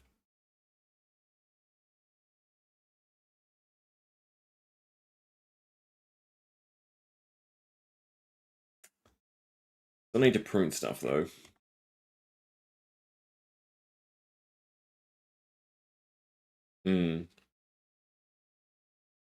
The vigor is definitely really strong.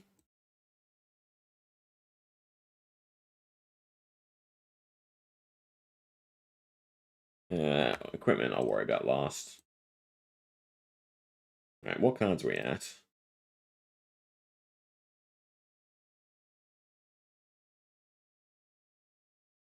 One, two, three. 1, 2, 3. Ah! Patience. I got rid of a snatch and a big bully. So we don't have equipment, and I'm still a lot of cards over. I think if I'm taking snatch, wouldn't I just rather align strike? Right? That's the mentality. Give and take. There are enough cards to hit with give and take. I mean, it can fetch us outside interference, right? Because it's cost less than, yeah. I mean, it can fetch a lot of stuff. Plus, it's a go again. God. Mocking Blow red? No, but it's strong. Rowdy locals? Alright, we'll put everything that's like a maybe into, well, the maybe section. What are we at now? 79. Still fear. Kind of just taking it for the damage. So it's not as relevant. Technically, escalate violence, I need to hit a boo to play it. It's like, unlike order. Orders, it seems a bit easier to trigger. Does not feel the same role as E-Strike. How often people compare it drives me nuts. In favor of E-Strike, you mean, right? Because of the flexibility. I think it's, well, again, I'm leaning heavily into his ability. Yes, Snatch is not E-Strike, just like Wreak Havoc is not Command and Conquer. Oh, I do definitely agree with that. But because of the synergy of this with KO's ability and the fact that I can take it in blue is why I rationalized it. But to me, if I'm going to take this, then there's merit to just taking E-Strike. Granted, this is only one card, which is definitely nicer. And it's also the type of card that, again, would bait our opponent, right? Because it's an effect that I want to land. There any ways to give stuff go again without buffing it, right? Cheaper go again. Well, it'll just be flying high. It's probably not worth it.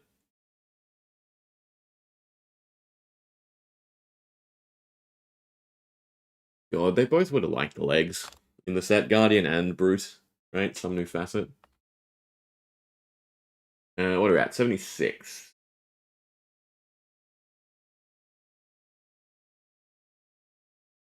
I guess, yeah, it's Escalate Violence.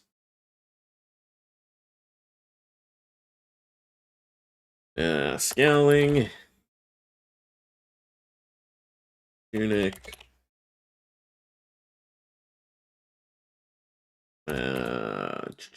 Cool. What do you take for arms? We're not taking Nimby or anything, so none of that matters.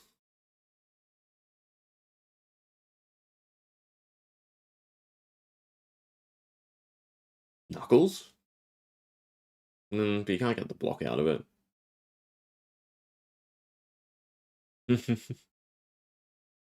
Yeah, it's sad they didn't continue with the trend.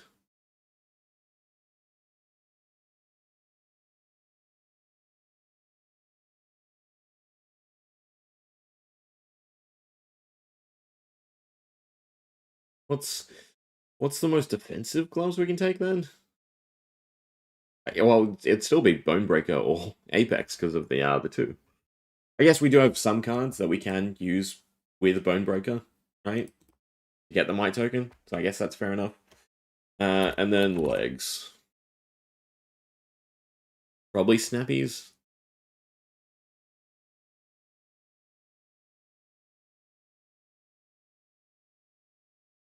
Alright, that's not bad.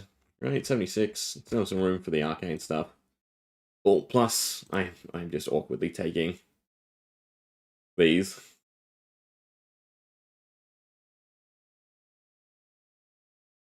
I can see merit for the Arcane Lantern, potentially, as your weapon choice. Alright, let's see how this runs. Then we just have Lyeth and Pleiades left, so we're making good time.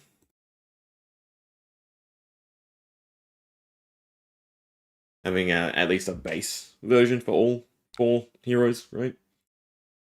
Alright. We get a Boo, turns on Mocking Blow, which is definitely nice. That's probably just good enough.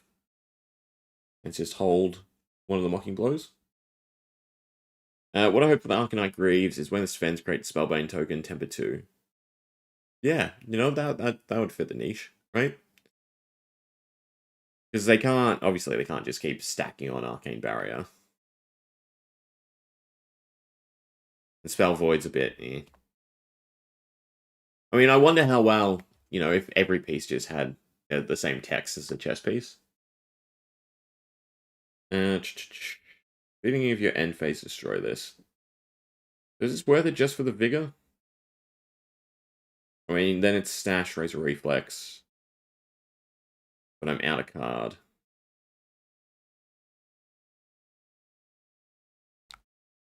There's some facet where I can use this ability. If I give both cards, eh. We do that. Then we just send Mighty Blow.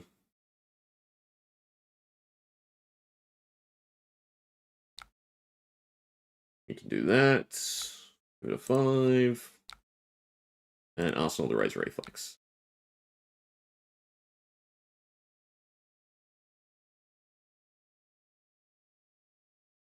Maybe I want something small I can hit with outside interference as well, right? Because that would also be a nice facet. Have the big attack, big bully, conditions are met. Then to have you know, something small, right? For a turn like this where we have the stockpile of Razor Reflexes. You can also block with outside interference and Apex, I suppose. That's also nice. Problem is, I don't have a boo trigger here because of the life. Would I normally have a boo trigger?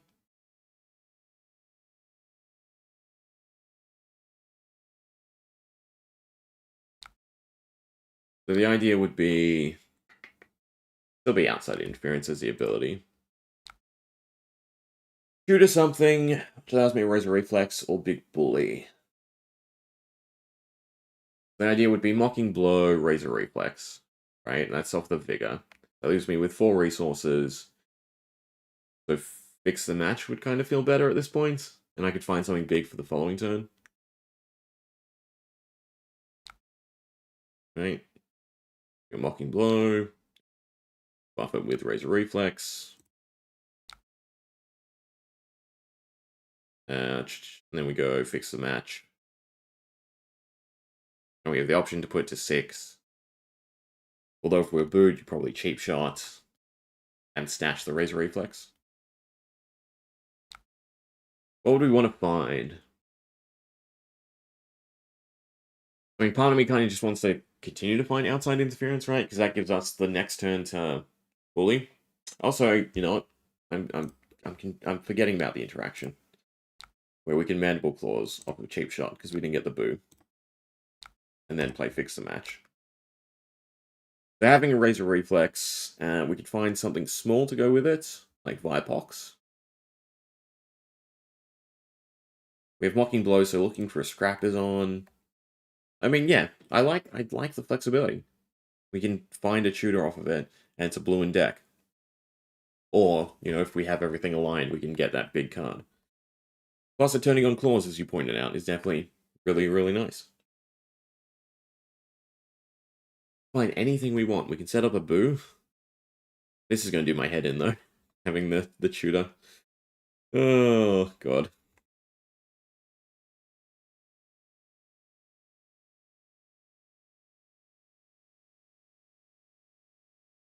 I want Big Bully to land. Granted, we'll never land, because we can't get the boos off of other stuff.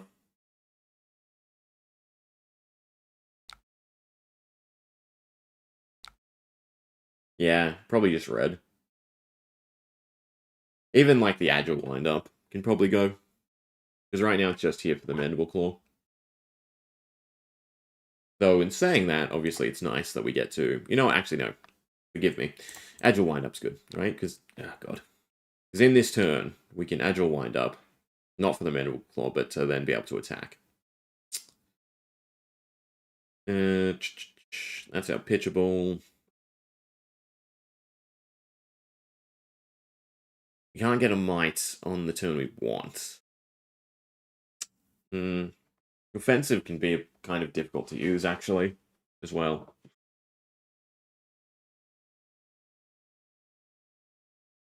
But I suppose because our hand is predominantly blue, it says Big Bully. Do I have enough resources to discard, then Big Bully, and Claw? That's not bad. Claw into Big Bully. I really want the Vigor. I really want more boos. It does seem like we want to keep the Vigor going. I think it's get rid of Razor Reflex. Probably get rid of the yellow looking for a scrap.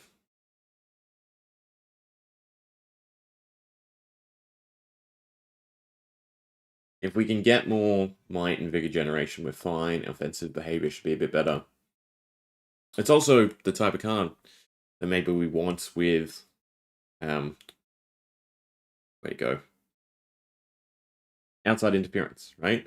Because it's only good in X situation. Well, I suppose it still creates the Might and Vigor, so it's still pressuring your opponent. You don't necessarily need the +1.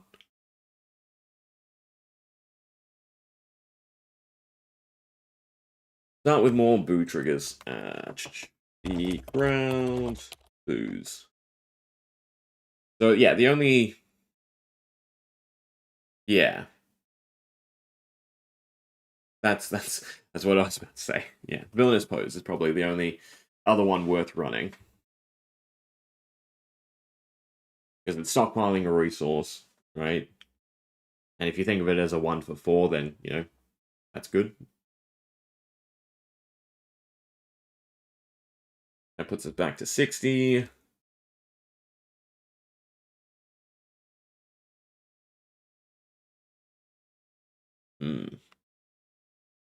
Also, what am I thinking? Agile Windup doesn't turn on claws. I don't think it's worth taking in yellow. I think this feels fairly comfortable.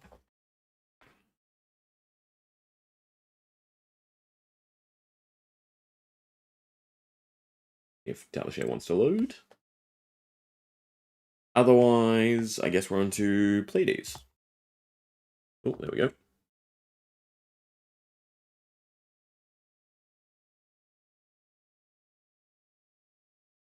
I have to sit down and look through what conditional cards we want for the other mechanics. Well, we wanted booze, and we got a whole bunch of booze. This would be a very, very awful hand if we were going second, I feel. Well, no, I suppose you block out 5, and then you can just play the 2 cards, which is good enough, actually. You'd have 2 Vigor going into your turn, which is actually pretty crazy. And maybe the chip damage to stop them arsenaling card. Either they arsenal or they take the chip damage, something like that. Yeah, you know, like the turn doesn't feel bad. Actually, now that I'm thinking about it, I think I'd rather be going second, right? You just block with Mocking Blow, you play Concealed, and then you just hit Cheater's Charm and Cheap Shot.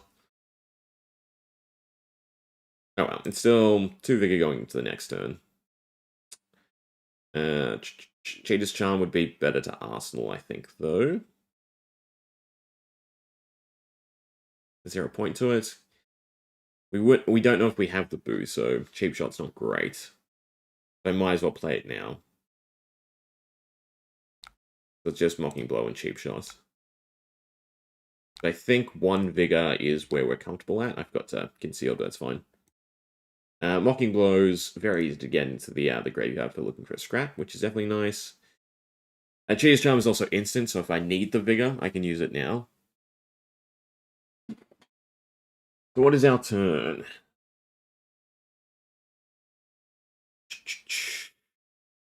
We have the Vigor for looking for a scrap, so that's done. We don't need the Razor's Reflex. If only this worked. But it's never go again for a weapon. How do I get this to enough damage? I can't, comfortably. Unfortunately. Maybe Smashing Ground is a waste. I mean, what hits do we have to turn it on? Because I've cut out a whole bunch of the Might generation. So it'd just be Villainous Pose. Or Concealed Object. So maybe in that scenario, again, Smashing Ground is a inventory card. I'm putting way too many cards in the inventory, though. But I like the idea of the flexibility. And I don't deck tech much. Alright.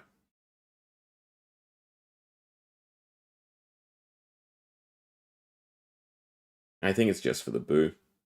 This isn't even turned on by smashing. No, it can be turned on by KO. I can KO. That's what I'm forgetting. KOing this is not worthwhile. KOing the looking for a scrap, I guess, is alright.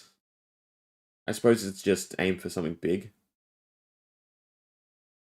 1 for that. I need to use 1 Cheater's Charm. I think if you have enough might, it's okay. Definitely not as great as everyone else. But yeah, probably. It's probably not even worth the situational case.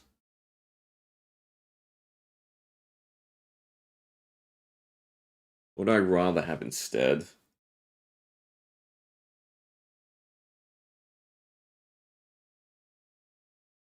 Maybe E-Strike?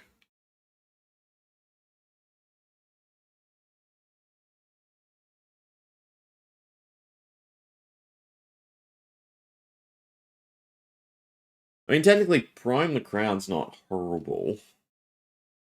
As long as we're not against another Revered or Reviled hero.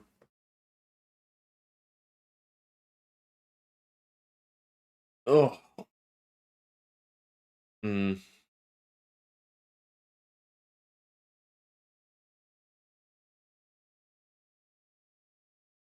We'll leave the slot open. Give it some extra thought in a bit. Rowdy locals if you care about the blue base. I guess that's easy enough.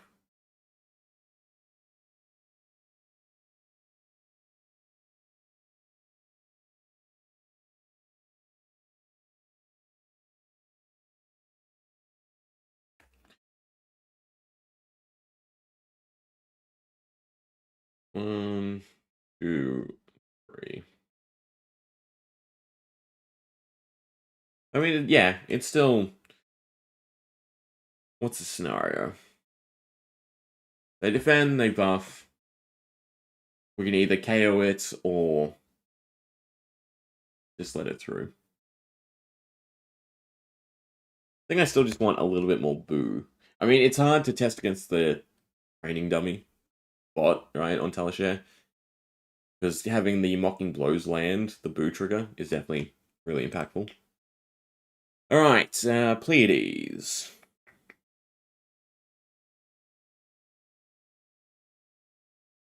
So I think these are the Suspensoros I want.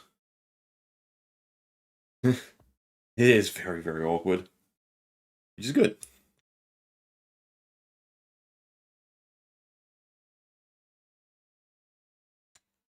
It's Rowdy Local is definitely a little bit worse when you have an on button, convert it to a 6 with possibly a +2, right? Okay, so the problem I have with the suspense stuff is I don't necessarily think I want to take. No, at least all of these. They're just seats, the act of glory and tension in the air. I do want the counters. So the cheer is definitely nice, right? It seems like you want to stack confidence as Pleiades. Story beats is probably not correct. Standing ovation is probably bait as well. But, it's the fun stuff, and I want the fun stuff. What am I missing? I'm basically missing just what attacks to utilize.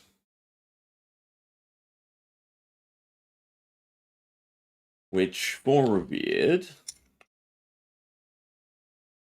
we're not focusing on toughness, so I don't care about the distant bodies and all that. Or even escalate order. Good clean fight's always a nice one to buff. Go into it blind. The best way. I didn't have as much fun when I did it for high seas, when I looked through all the cards and prepped. And granted, we're looking at a whole bunch of the cards now anyway. I'm not super looking at them in the other facet. But yeah, if you want to win, do that. I think the go is Pleiades, right? Just because confidence is so egregious.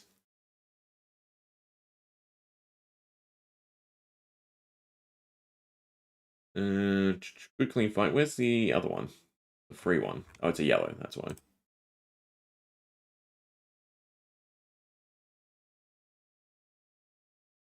I wonder if you get away with the limited swing bigs.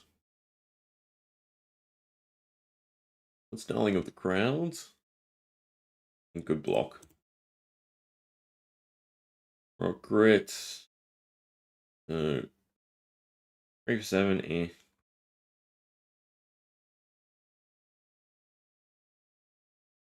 Thespian Charm should be in there. Adds utility, so we go in the maybe. Cheers, maybe.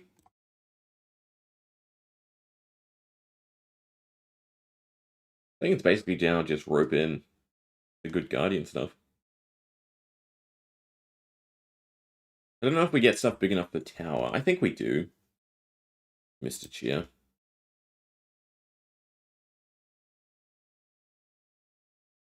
I'm definitely a fan of the block stuff.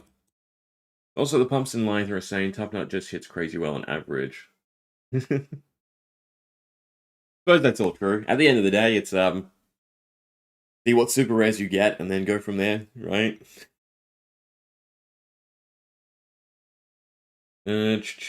Tower. I don't think I want to rope myself into pummel.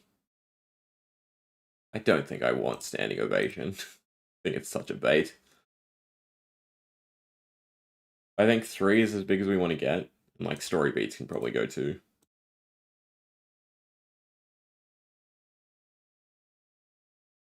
I think I'll try and make the tower stuff work.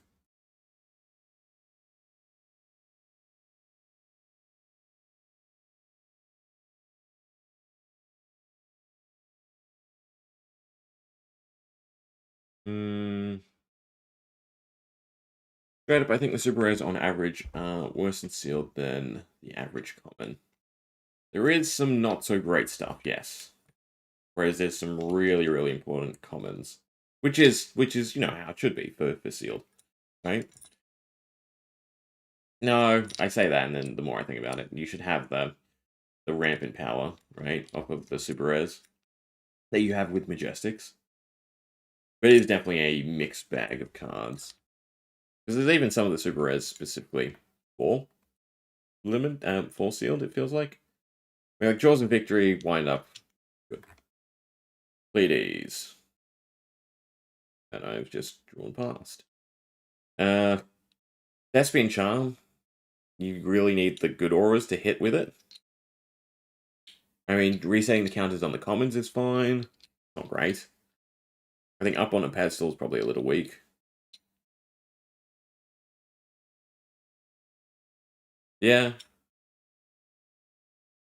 I mean, it's 8 packs, right? 8 packs and still a 30-card deck. They should have a fair time. Escalate Order can be hit or miss. Same with the old favorite, right? Because you're just not going to get the use out of it. And then you have the limited one, which is fine, but, you know, it's never great that a card hits half the time. Same with, like, Renounced Violence. Yeah, so there's a mix of proper stuff and limited stuff. You know what? I should use the Pleiades deck as the base, right? Could I? There are so many blues. Terra Sunder seems nice. Maybe it's just the blue suspense. What am I taking? I'm only taking the reds. One thing I'm hyper happy about Pleiades, you can't do remembrance bullshit. Yes. And they also don't, like, in the palms doesn't trigger with Earthlord Bounty either. Because that's what I was thinking, like Emboldens and Earthlore. I think Emboldens is still worthwhile, because again, you can get an aura to stick. Which is definitely nice.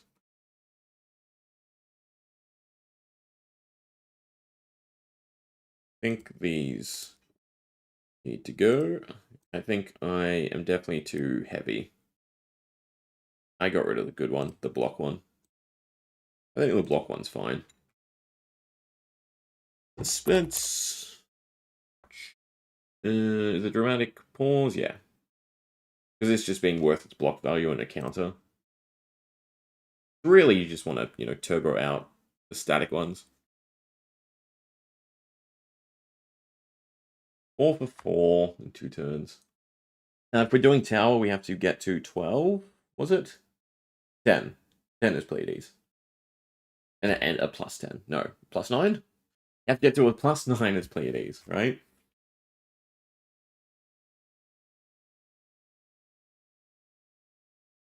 I think I also like it because you just have your ability to create your token. I know using his ability on your turn, definitely not the greatest thing, just to pay 2 for a token, but it's still nice to turn on these cards. Plus, again, you have the whole extra card.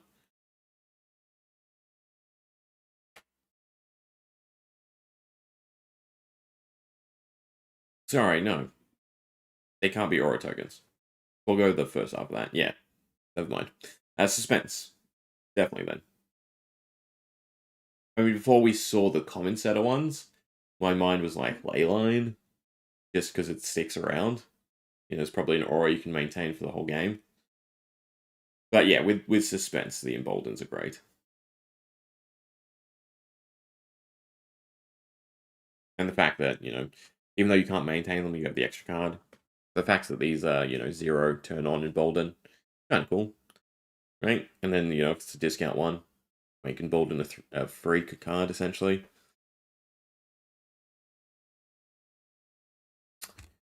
The nice thing about the tower, though, is we don't need blues.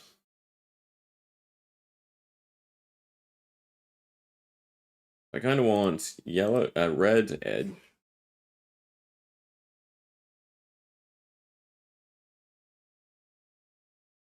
Blue act. I've done this wrong. It should be blue act, yellow edge, and then red. Whatever the last one is.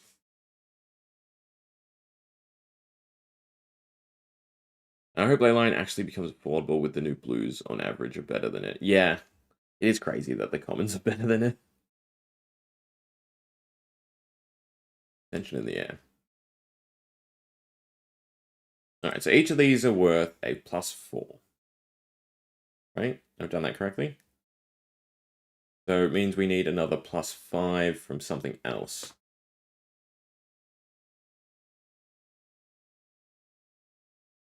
Or maybe it's just aim for the +4s and then stick with Crush.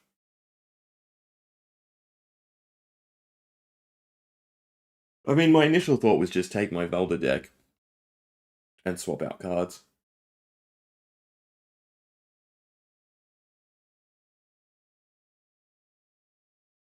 I mean, what instant buffs do we have access to? Hey, come here. Just the neighbor. Also makes me wish I had a steel blade shunt. I've seen a lot of people wanting steel blade shunts. I'm curious to see if they've gone up much. Now that I'm thinking about it, maybe I do just like Crush better than the tower. Right? Because hitting a 4 off of the buffs is definitely really nice.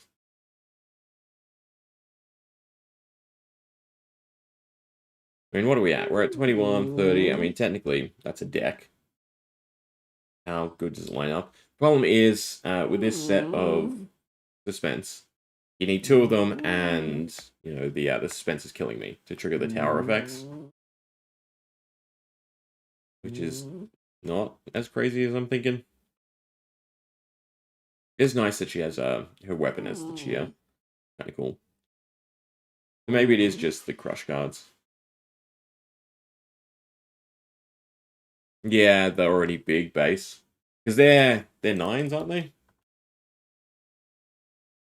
7, 8, no, not quite. Smack to reality is. So that +1 tension aura. I think crush is better. Looking at it now, right? Because the +4 is just essentially doubling down on the crush effect. Like them in red pummel is probably really solid. I just like the idea of being able to, give your whole hand and then still be able to present something. I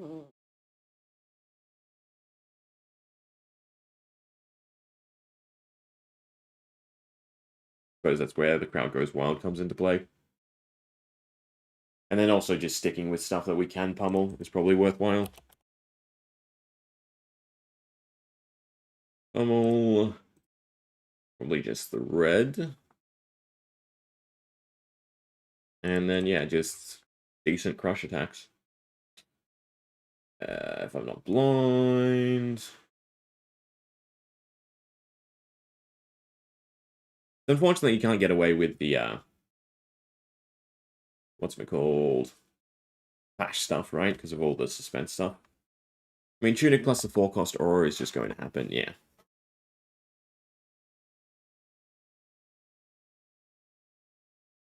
I kind of don't like that all 4 of them kind of just want Tunic as well. Heave.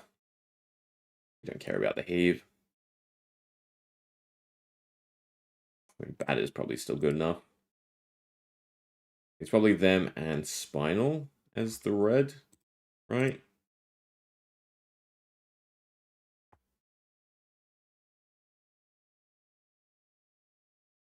I mean, Fault Line's kind of interesting. You do kind of want the 3s.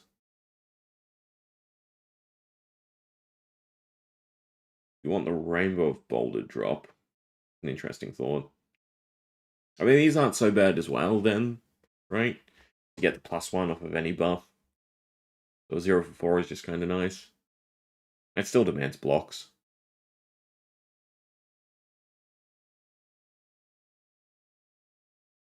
I still wish they just continued, cranking out Tunic alternatives. Because they hit a good streak, right? Gravies is great. The Dagger one is okay. Say okay, it's great as well. But I would say Gravies is obviously a lot more comparable to Tunic. That's all they need. Is just gain a resource if you've accomplished X, and X be a little bit difficult.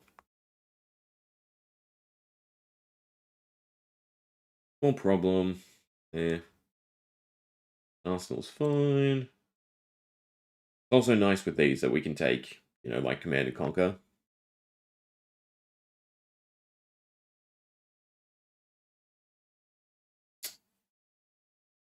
Rouse kind of gets a little bit awkward. Headbutt just for the protection. What are we at? We're at 24, 30, 18. Probably solid enough. These in the deck. And give it a go. Yes, but then, this set featuring 3 reprints is definitely warranted, right? I mean, Warmongers maybe could have been a Majestic. If you had one version of each card, maybe the Legendaries could be Majestics as well, because equipment's short printed anyway.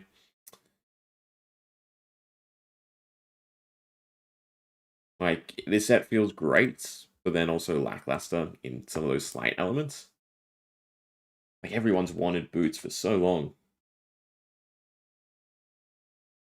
Where did I put the suspense is killing me? I might just delete it. It's cleaning. What do you mean? In what fashion? Like household?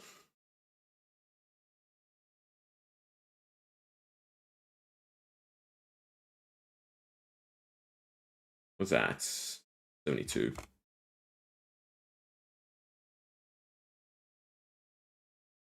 Private. What's time? 11:45. I think we have time to do life as well. Yeah, and these don't have to be great, just functional, so that we have a starting point come super soon.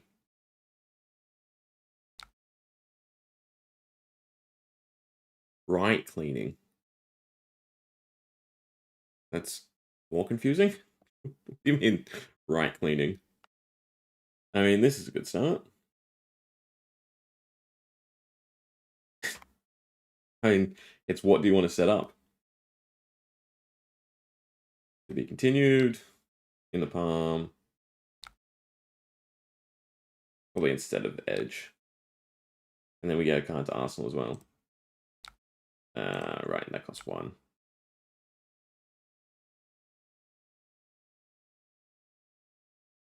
Should I have set that up then instead? Go back. Wait, just... Oh. You mean the card.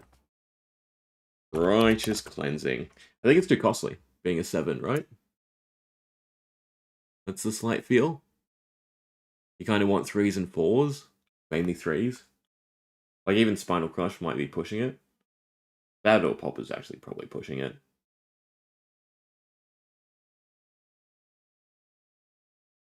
What was it? To be continued. In the palm. And then Weapon Swing. As the starting turn. Plus Pleiades, the counter off of In the Palms. Put it on, to be continued. And then that's a 4. Sorry, feels great. Oh, and then the Emboldened to top it off. And another in your palms. It's disgusting. Because all we do is go in your palms. Do I care about the card goes wild? Kind of more so than Wrecking Ball, but we'll do it anyway. Nope, that's not what I meant to do. Like that. Pitch that. Ladies, that. Hit that one. Put a counter on that one. What? I mean, I could have also set up to be continued, but I think I want to pitch to be continued here.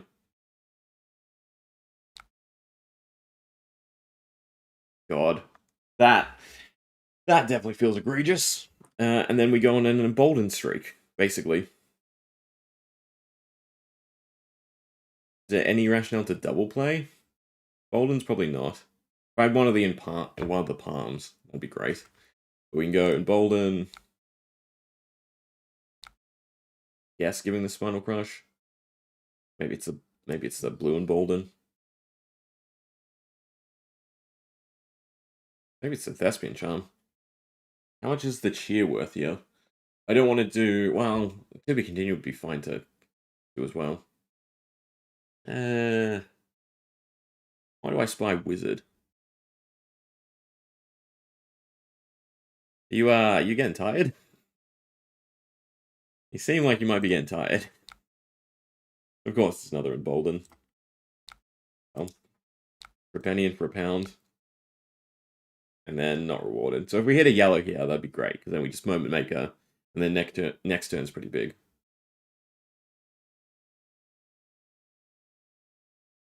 Maybe we just tweak the pitch basis and we're happy. And but do you mean, are you visible? You're kind of visible. This guy? My elf-looking dog?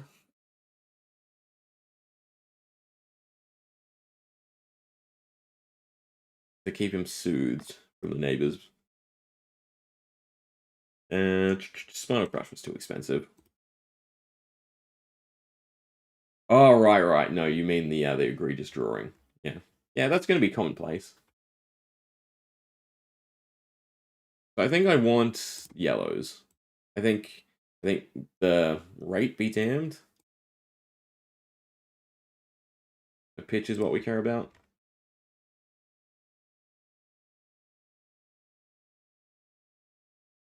Balancing these is going to do my head in. Suspense. It also didn't seem like we were struggling for counters. So in red should be the cheap one. I'm basically just going to put back what I had. Oh, God. Yellow should be the other. Yeah, no, I'm literally just putting back what I had. Never mind. Is there any others? Attack, defend. Nope. I wish these were 3 block.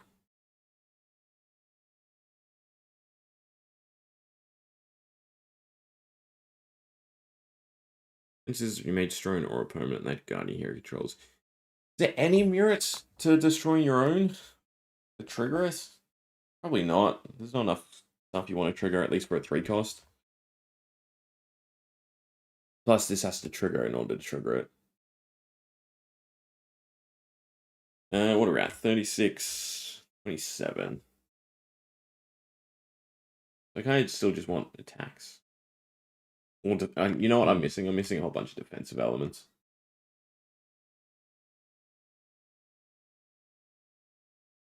Terra Sunder. That's something also that should go in. Oh, as well as, equipping a whole bunch of proper stuff. Again, this feels like a decent enough starting point.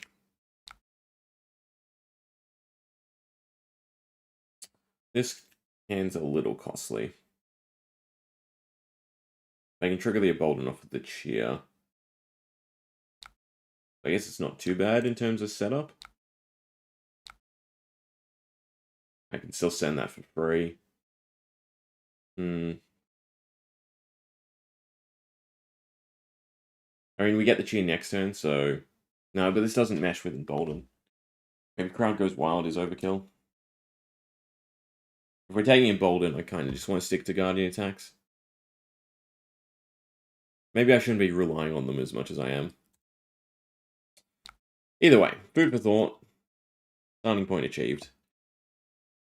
Lucky last, Lyeth. Alright.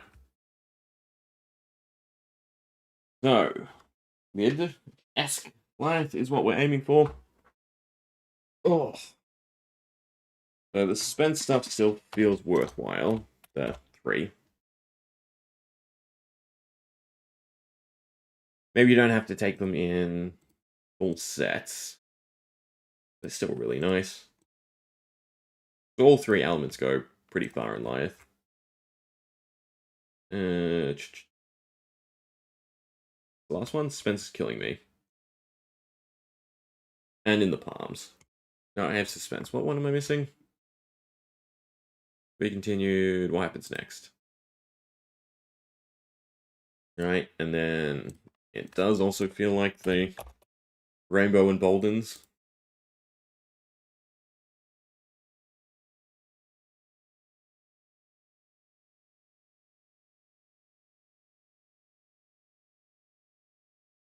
Alright, so then in the attack sense. I mean, Intimidate is kind of how we get our big stuff across. Maybe Embolden's not so great. I mean, they're all decent, minus they're always blocking 2. Really? I suppose you don't benefit as much of the extra card because you already have an extra card. Just the ease of play to me. Like this and Rampart, it's nice. Alright, we'll bench it. And I think maybe I'm going over. All the yellow 4s.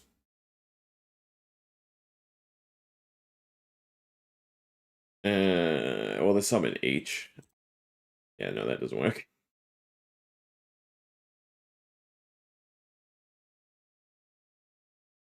God. Do 0 costs. Yellow. That'll do. That should wean it down enough. So all the tower cards.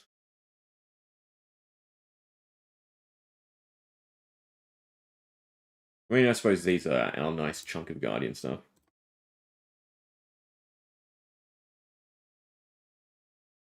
Just the discard all? Why did I put clench in? So I saw a dwarf and picked a dwarf. What's the other one? Mill and Aura Destruction. I guess they're not as nice. I was thinking taking them all because we're, trying to do an embolden chain. I mean, overall, again, just add a bunch of stuff in, and then we'll prune.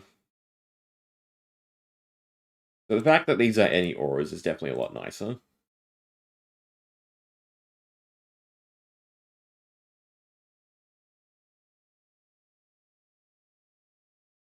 It's easy enough to get them their plus.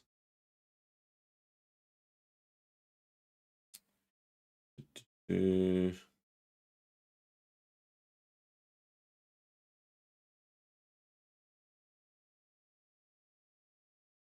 not so much the crush stuff. Feels like I'm missing something. Oh, the goons.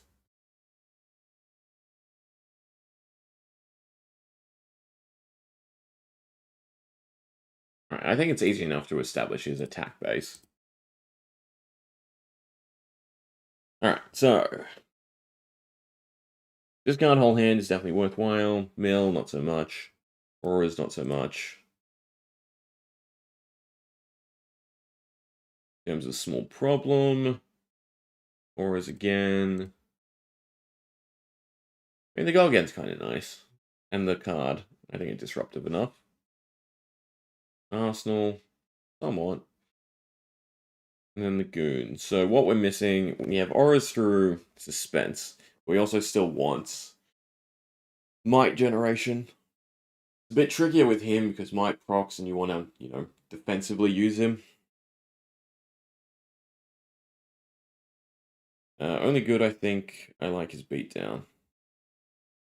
Well, the other 3, boo, pop, tap. I'd keep the boo one, potentially. I guess it, again, depends how easily we can hit them.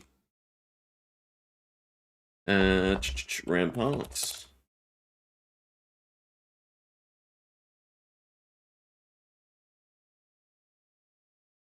And robbery. Probably because it's yellow. 39 and 18. Ah. Why are these not? No, they are. No, wait, what am I doing? Oh, right, these are maybe. So, we definitely don't have enough Guardian cards for Embolden. So maybe it's not worthwhile.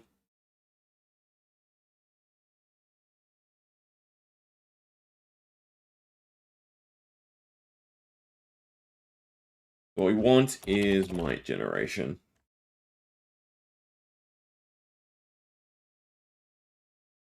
Hmm.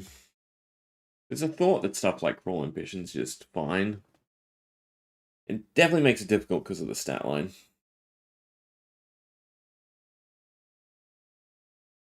Saying swing for 5 off a blue and scaling off a suspense is strong. Hmm.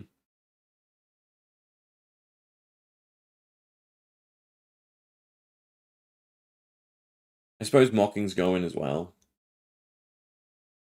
Like, Mocking's just the Reviled staple. Being 3 Might, then Goon is still a 2 for 7. As in a 2 cards for 7. Well, it's a 2 card for 7 that then is 3 on your next turn as well. Is the thought, no? And there is some merit to that. Even though it's a yellow? When it attacks, a hero steal an aura token. Any aura token, yeah. What's the... Because it's on attack versus the Goon, which is on hit. I get what you mean. See, but that's also what I mean with, like, Cruel Ambition. If it was a 3-block, I think, you know, kind of be a no-brainer. You have enough resources, but again, Bask is 2-block. We'll stick it in for now, unless I find better Might Generation.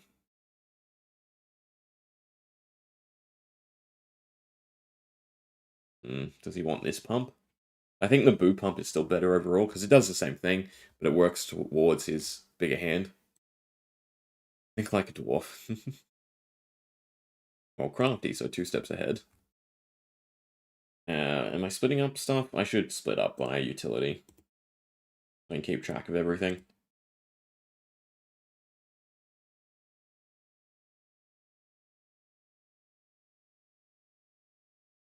Three, 1, 2, 3. Anything else? I want to like Arrogant Showboating, but it's such a greedy card.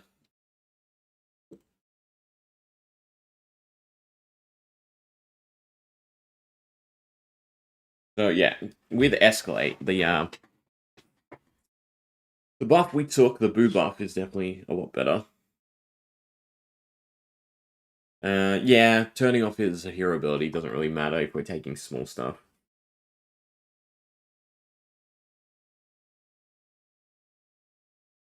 There's probably some matchups, though, where, you know, it can be a bit disruptive with the discard, no? What are we at? 33, 24. I mean, it almost feels like it's... I'll take that. Revolting gesture. And then the Boo one. And maybe throw in the smaller Mocking Blows. Go on this pose. Horns. I think because you don't have... Like, you have the generic helmets, but like KO, you have Scaling, and Scaling is just significant. So yeah, it feels like the Boo's probably worthwhile. Especially because you have the extra card to block anyway, right? Probably doesn't need a real helmet. There's either that or Helm of Hindsight shenanigans in my mind. Tunic, it's always Tunic. Never not Tunic. Still stuck on what weapon to give him. There are more chances for us to trigger High Rise than there is for us to trigger Titans. I don't think so. I don't think we have any draw either. It doesn't really matter. Yes, and that as well. Keep shot. Cheap Shot is just another staple.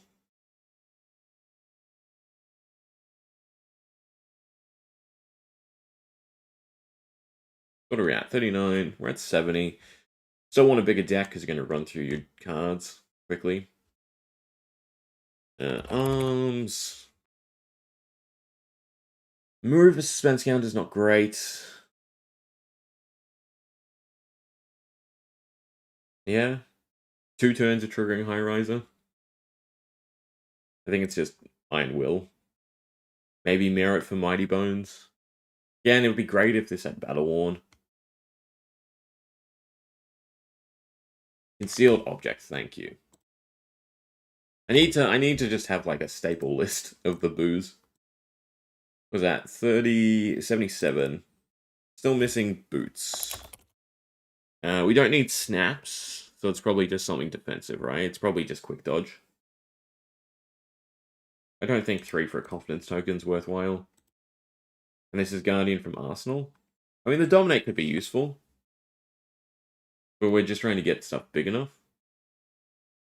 Yes, we have preliminarily... Oh, I can't say that word either, apparently. Built Tough Nuts. Definitely take a quick look-see at the deck if that's what you'd like. So he's focusing on 2s. And also never missing. Well, reduced never missing. So he's not super fatiguing in what I'm trying to build here. He's just mainly relying on rocking and sending, you know, a 6 into something. So a little bit of agility generation, a little bit of buffing, some capability to block out and get some value out of that. But mostly just, you know, trying to land gauntlets into rock, gauntlets into rock. Booze. Yeah, so it's Cheap Shot, Booze, Concealed Object. Should be the go-to for Reviled.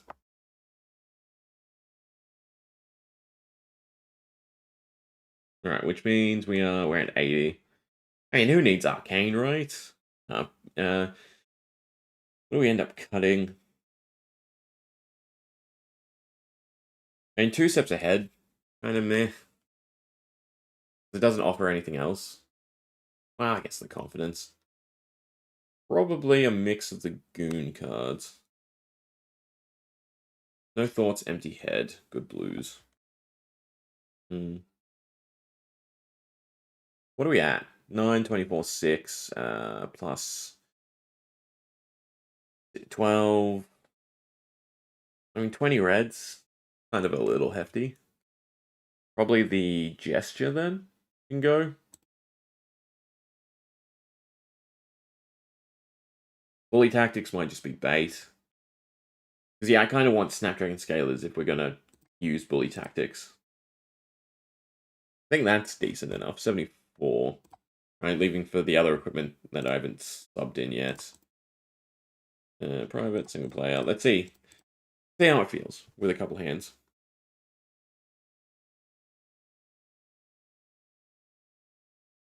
It might need a few more blues.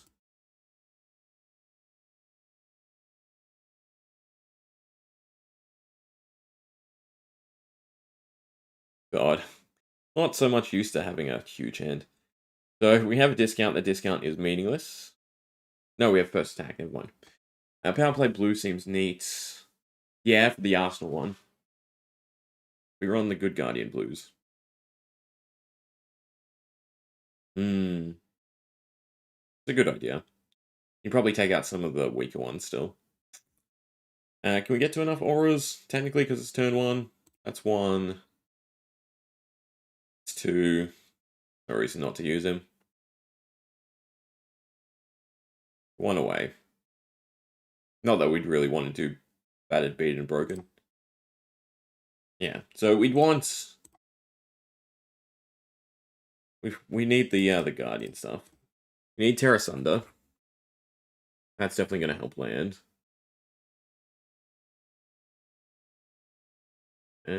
Yeah, of course you can.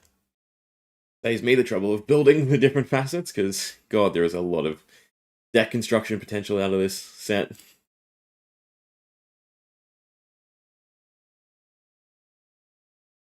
And I don't generally build fatigue, but I am interested in fatigue, right? I'd love to see it. Deck. Hmm. I mean, the thumps, was it? I mean, we'll see it. It should be coming up. uh,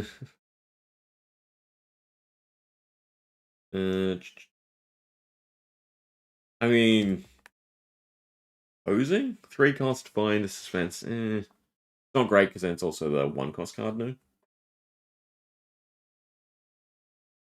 All right, little Bigfoot. Little Bigfoot worthwhile. Pitching so much into it.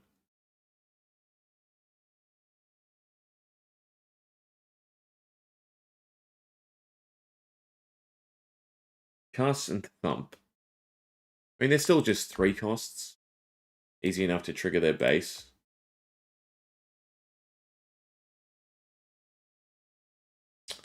Buckle. Buckle for the dominate.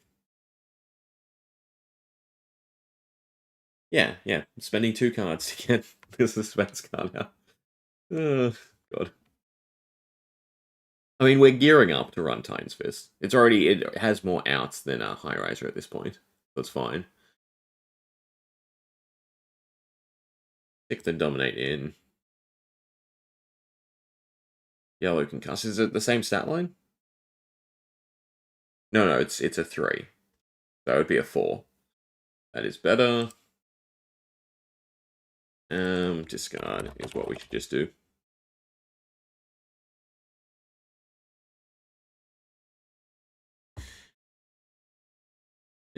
God, I have to halve and round up in my head. 3. 3. So thump is the same, right? Yellow is still a 3. Can be a little bit awkward. 4s. Maybe I stick in the 2 cost suspense auras.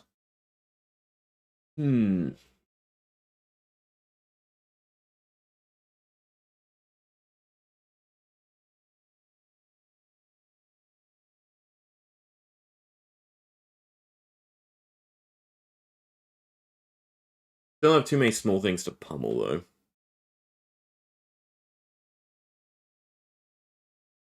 Rowdy has another blue. Eh.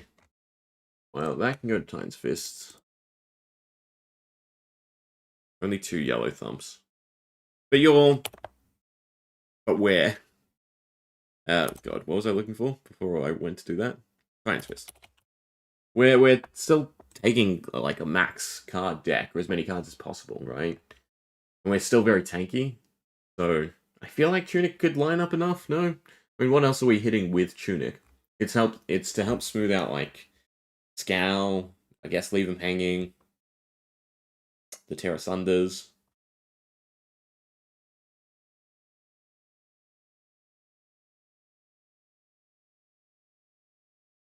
I mean, we do have to cut cards anyway. What do we have? Got a long story short. Maybe Pose goes. +4 is still nice, though.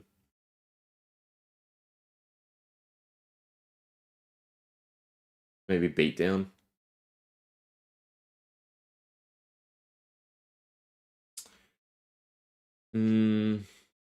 Obscenities. You're not hitting anything with Tunic, I'm just saying. You just feed it into Rampart? Is that where your mentality is going? If we have enough blues, it's just Rampart Lyeth. There's also Mirror that Trickery is not worth it. Pose is 2 for 5, go again. I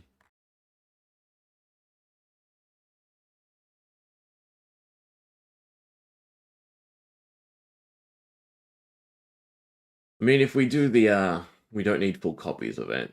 Probably you don't need full copies of Buckle. 2 steps ahead. Probably Sadistic Scowl. Thump.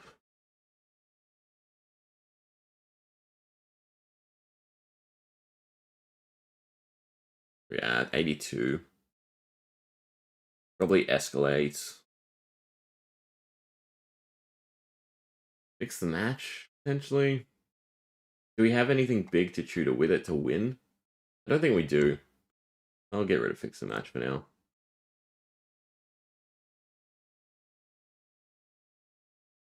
It's almost one copy of Buckle. Potentially. But, I mean, we're at 78. That's good enough for now.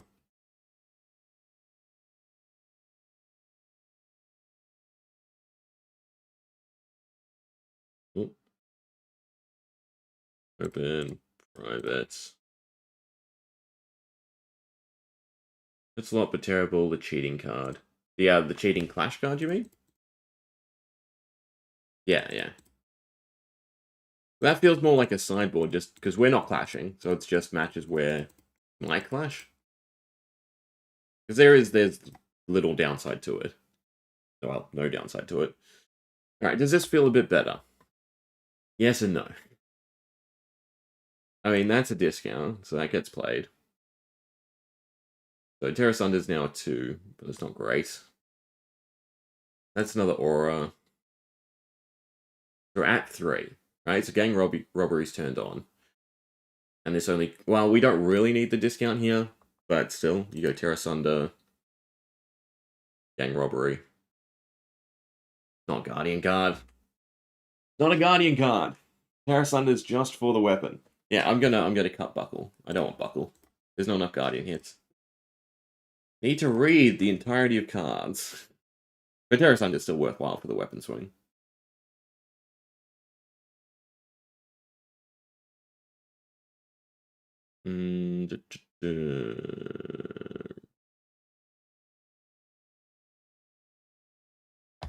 Overturn.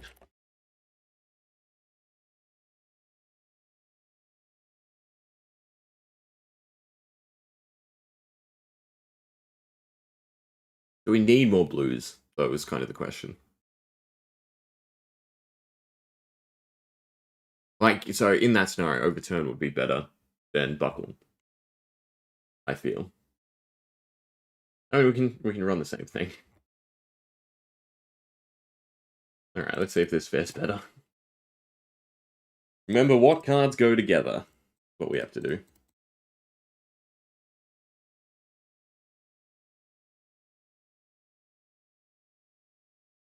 Ah. Only problem with the inventory. Alright. This looks a little bit better. I'm really disliking 2 steps ahead.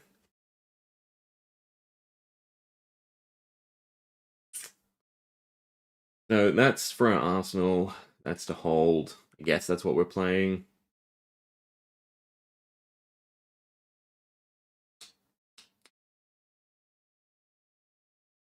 At least Sadistic Scowl hits the weapon. Problem in this scenario is we can't turn the weapon on.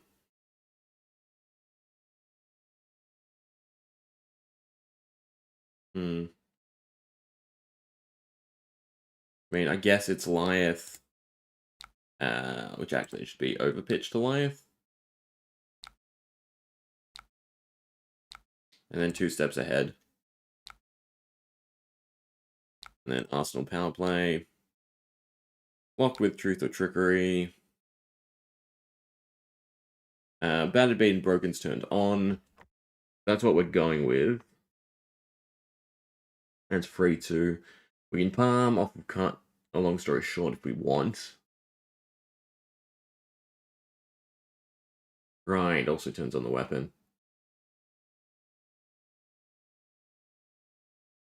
Ambition at least sets up. And we're leading to another powerful turn. You'd probably just block out with equipment. But what happens next is our card on top. That's whether or not we want that from arms.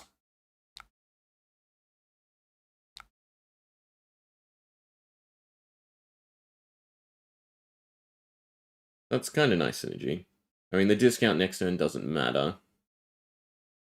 But still blue. We don't need a blue.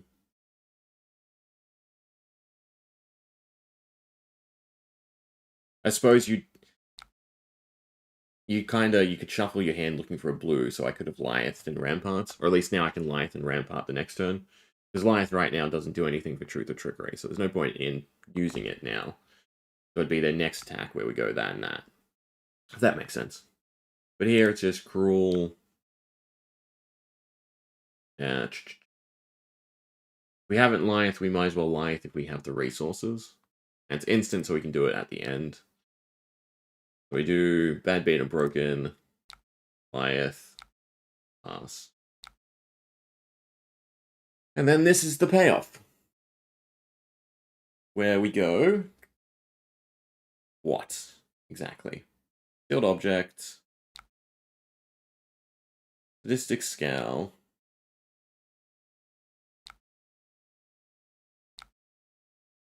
And Spew Obscenities is probably still better. Right? So we can go Leave them hanging. Which probably would have been played on our opponent's turn to slow them down. But should have one less counter. Yeah, so snappies. And then just Spew.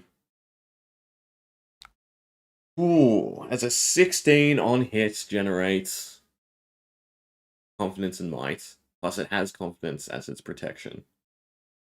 And they only have 2 cards in hand. Ah, that's the rush, right? And again, Leave them hanging should be on 1 counter, so we'd have +5, potentially +6 for our next turn as well.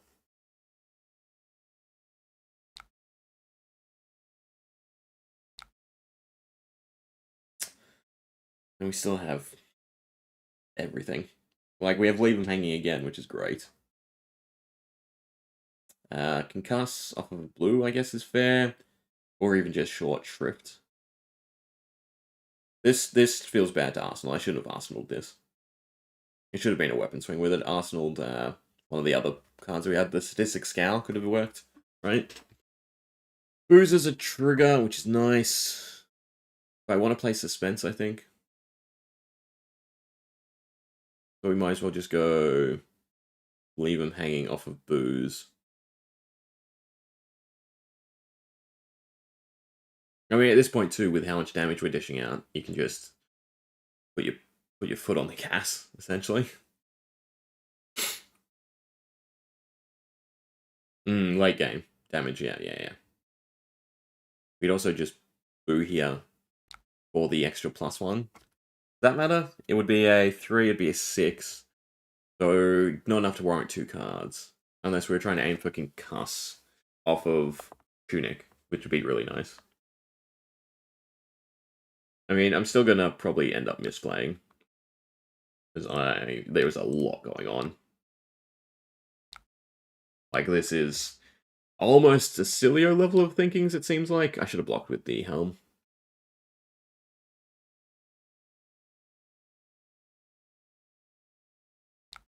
But the idea here is we go Tunic, the Suspense, Concuss. It doesn't eat my card. Right, as a 6, with Confidence. Should have been a 7, I should have helmed it. Right? Because then 7 would have demanded equipment or 2 cards. Or actually, no, it still demands 2 cards, because I'm thinking it's Crush. It's not Crush, it's just greater than.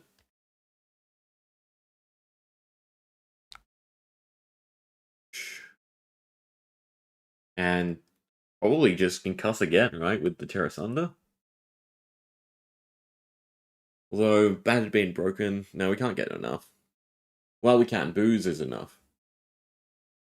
So it'd either be that, and this should go into the arsenal, or Booze, Bad Bean, and Broken. I think saving Terra Sunder for the late game as well. For the weapon is still probably nice enough. And this is still Disruption. It's just bigger than Concuss, right? Play Booze. Maybe Escalate's better. Yeah, no, I didn't forget. I know it's there. Oh, it's just how big, right? I mean, the Dominate, yeah, is probably not as relevant.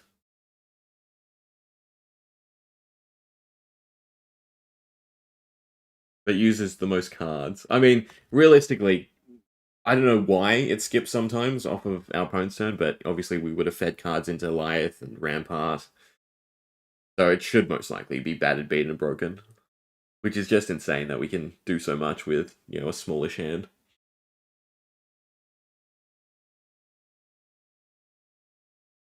I might as well Lyeth. Yeah, just a 13. It is discard 3. I suppose the discard 3 is more worthwhile. What would it be? That. Battered, beaten, and broken is free, so it might as well feed into Lyeth.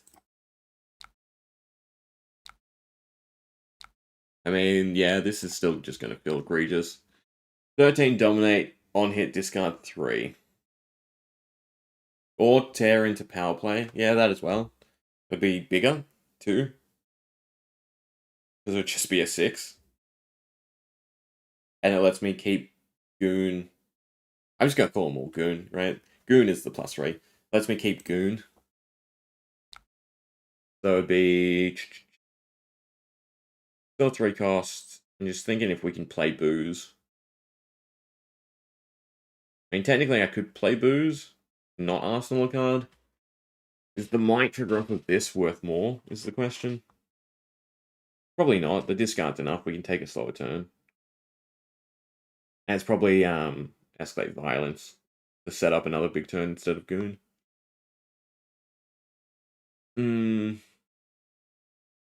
Either way. That. That. So 16, dominate, discard 2 on hit. And that's 2 turns in a row of 16, right? God. And they've been, like, really jank hands as well, where I could have done something defensively.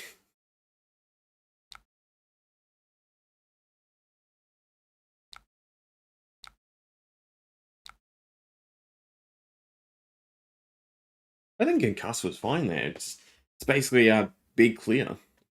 But yeah, I can sort of see it. I mean, Thump, because of the cost, is probably overkill. But I think I still like Concuss. I definitely would like a few more blues, right? Because this turn should be, Lyeth, Rampart, Cheap Shot. Probably blocking with maybe the Crush can go as well. I like the thought of all the discard, but maybe it's just not necessary. I mean, here's the thing: if well, no, I was gonna say if I'm taking Wrecking Ball, I should be taking Concuss, but Wrecking Ball is probably better than Concuss, being a 0 cost buffer ball. 6 steps with Gang Robbery. Give him the Quicken, take the Quicken. It sounds to be the final block of their turn, though. And I think the tempo from Snaps is probably still better.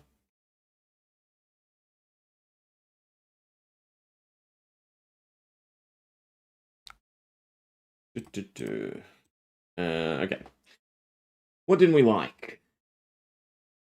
The thumps, I don't think are necessary. Now that we looked into it. Maybe Concuss drops down to 2.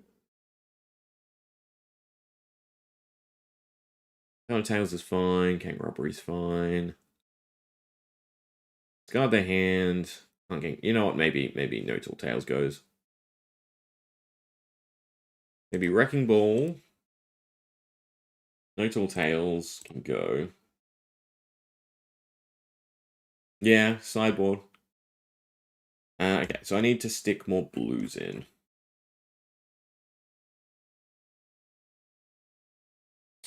2 steps ahead wasn't as awkward as I thought it would be. Now we'll look at the Reviled first. That's probably easiest. I probably do want Mocking Blow still. I want it in blue. Like you said, Overturn's just a free blue.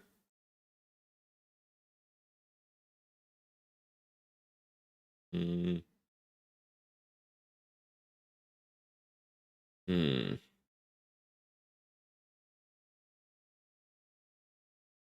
Arrogant Showboating. We do have really big turns where Arrogant Showboating could be cool. Imagine if Arrogant Showboating was just create a token for each defending card on the combat chain instead. So you could block and then use it. That'd be sane. And 2 steps ahead is the best Aura Guardian ever printed. Really? It is a lot of value in blue. I will agree with that. Sure. Then go back. We also weren't having a problem getting Might to stick, so Escalate Violence, especially for the late game, could be a bit better. What are we at? We're at 72. We do have a full deck at this point. Run it back.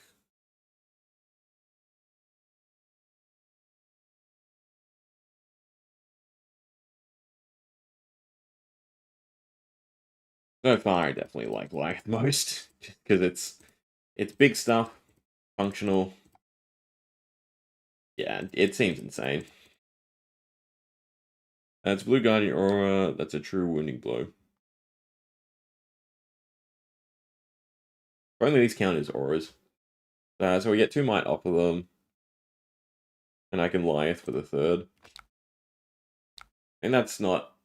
It's somewhat of an awkward start. Power play's going into the Arsenal again. It really shouldn't, but I can't obviously Arsenal Truth or Trickery. I can Arsenal Battered and just swing Titan's Fist. It's a target attack. Right, we're still just setting up. I'm relying on Goon landing, but in terms of a first turn, I think that's a bit better. Also forgot Snaps. I also forgot to give it +2. But, okay, Aura Generation. We have 1, 2, 3, technically. Depends on when I use Lyeth. These are starting to feel like bloat, where I actually like the crush a bit more. Granted, we can get to a big enough attack. Maybe I'm just jaded because I just drew 3 of them. I mean, the awkward nature of this hand is I want to play everything. Like, I want a Lyeth, Rampart, I want to play To Be Continued, and I want to play Leave Them Hanging. But realistically, Leave Them Hanging is probably enough. And we still have a +6 for the Short Shrift. God. Playing that, leaving us with 4 resources. So there's no reason not to Rampart. Just cycle one of the cut. Oh, that is wrong. Yeah. Pass. Okay. Lyeth. Leave him hanging.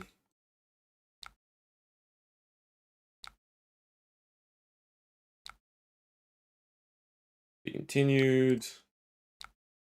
And then just send Short Shrift. As a 7, right? That still demands blocks. In fact, it demands 2. Yeah. Yeah, so getting that to 7 was definitely the correct call. And now I get why I value a shit ton of swinging blues, and leaning heavily into Rampart fixes this problem. Essentially, yeah.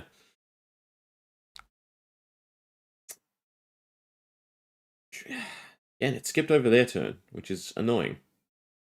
But it would be booze, be continued, then bad, beaten, and broken.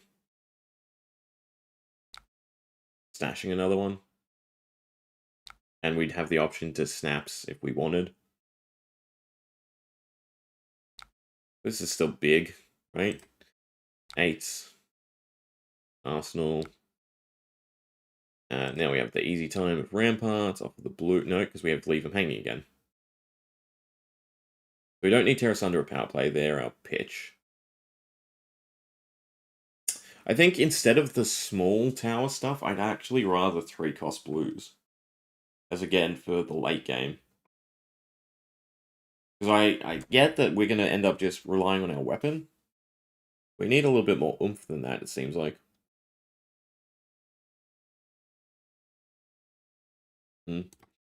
Either way, pay 1. Lyeth. Then leave him hanging. We're playing bad and beaten broken. That's a mouthful. We're not playing Battered, Beaten, and Broken. We are playing Battered, Beaten, and Broken. We'd have two. I need one more token to play Battered, Beaten, and Broken. Ugh. We'll have Might, so Escalate Violence is actually better. Being a 1 cost is a little awkward, but not awful. Oh, that's so disruptive.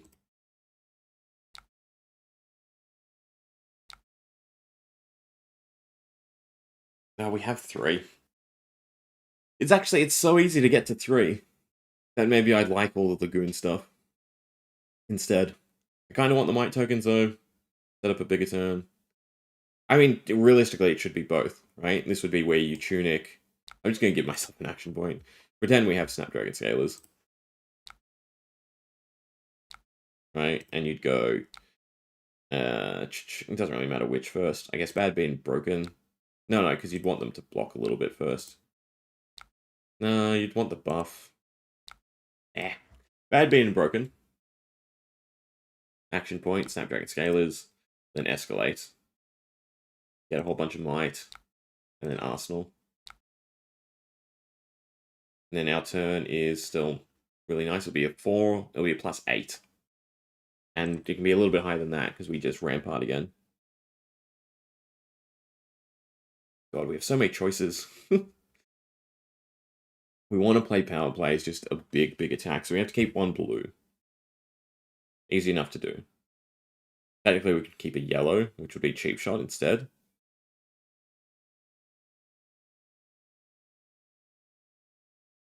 Yeah. If we won't be able to get to the tokens, then it's Rampart pitch. We will get to get there.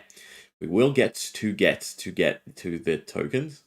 I feel like there's one more get than it should be. Then it's fine as well, right? God.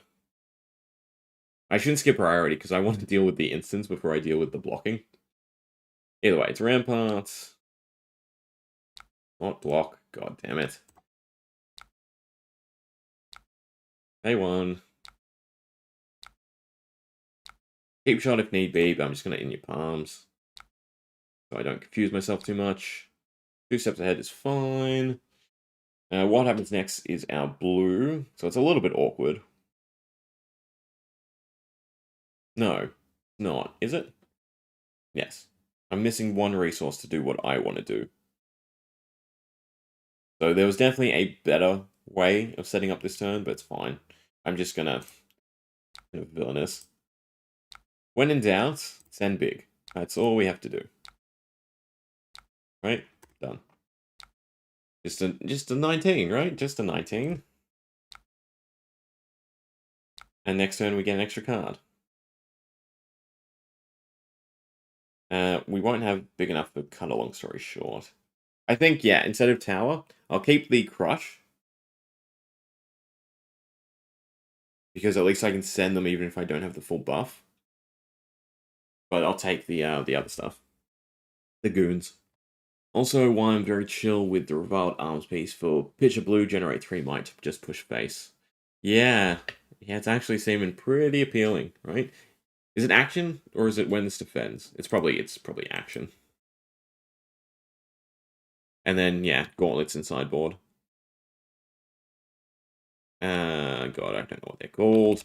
Blue arms. Mighty Bone Knuckle. Yeah, it's fine. Alright. Terra Sunder's fine. With cut along story short, it's not big enough. See, like Terra Sunder still into, the crush ones is nice. And it's probably a weapon swing is what we're aiming for here. And it's just setup. But we don't know what we're drawing off of palms. The big Rampart. The easy to give one is Overturn in this scenario. Goliath. And Truth or Trickery. Yeah, that's fine. Ooze. Terra Sunder. I have to double pitch into it though. And Titan's Fist. It's fine. 6 Dominate, discard 2. Yeah. Alright. I think we're fairly happy with where it's at. I'm going to put the Goon cards in. Just because I like the stat line. Probably more than anything. And for the tower. Now maybe it's cut it down to 2 and 2 instead. Maybe that's the go. And probably not all the goons. The Boo's nice. The Mill, meh. The Tapper Hero is fine. Which is better? Tapper Hero or... Probably... No, it's situational. Alright, so it's 77.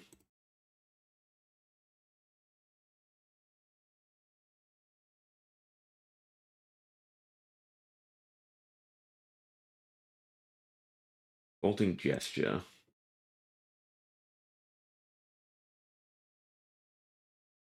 Maybe Scowl is wrong, right? And we go with the smaller buffs instead. It's probably easier to use. Plus, the Might is probably worth more than the Intimidate.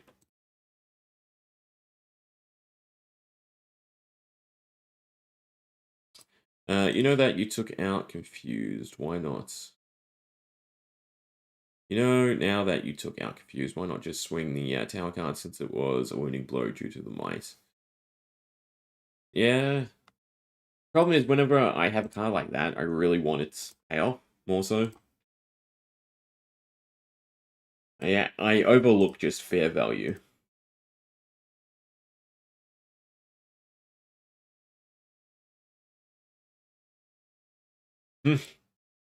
Good, we want equipment. I mean, yeah, it also means that, you know, in Commoner, he's probably going to run rampant.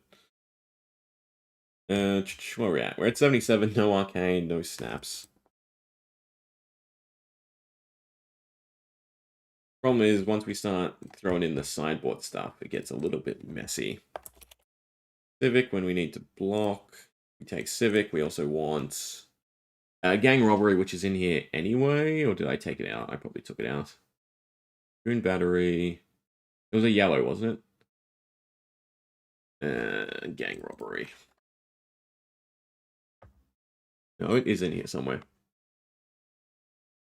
Probably better off as inventory. Then that. Start off. I'll stick all the defensive stuff. 2 steps ahead was a rare. I'd be afraid of him in Silver Age a lot. Okay, how much do we have to prune for Arcane? Probably a good chunk.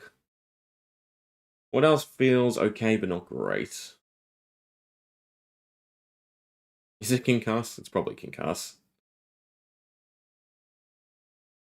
It also feels like overkill for his disruption.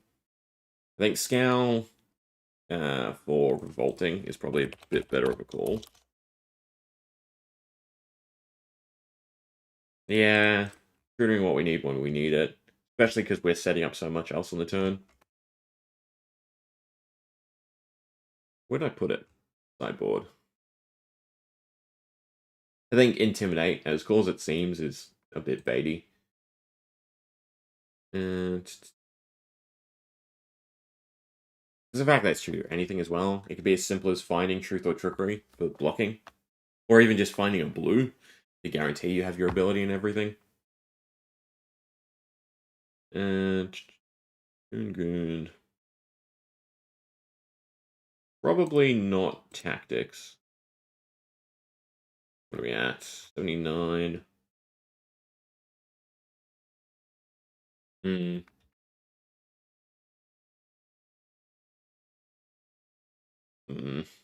That's it, go. What's the merit? Concuss versus Short Shrift. Short Shrift doesn't cost a card to play, and it's swinging for the same amounts if you have greater than its base. So Shrift is still better. Alright. 66, 77, so then it's just the Arcane. And you can get away... Well, God, this is awkward, because I want Skullcap and Norroom, right? Because they both have applicability. Gauntlets are also the other give me.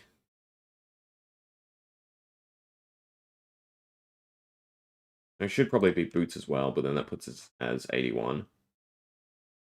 Fix the match, overturn the result equals 2 might for each round they've blocked with. Right, yeah, that is good enough. Plus the booze. So win or lose, you're happy. If we were to cut one card, Cruel Ambition? A power play? What blues? We're at 33 blues. I think out of everything we've built today, this is probably the one I'm happiest with. Escalate violence? Can miss. Would probably escalate violence.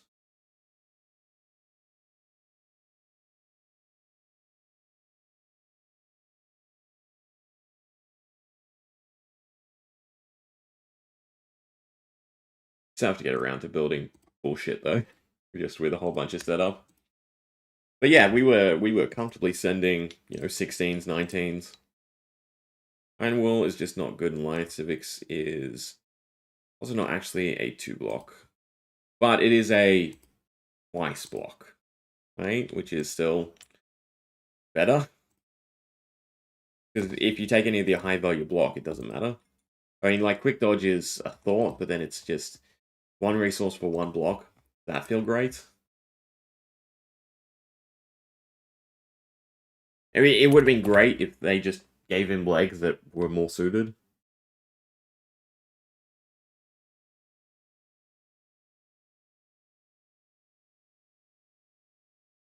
Guess something like Stand Ground. We don't have access to the Vigor.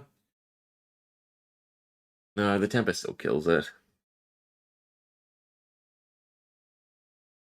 Probably not better than Snaps, no. And it would free up 4 inventory slots. Although then I'm half tempted to just put... Well, I would put one of the other goons back in as a blue, right?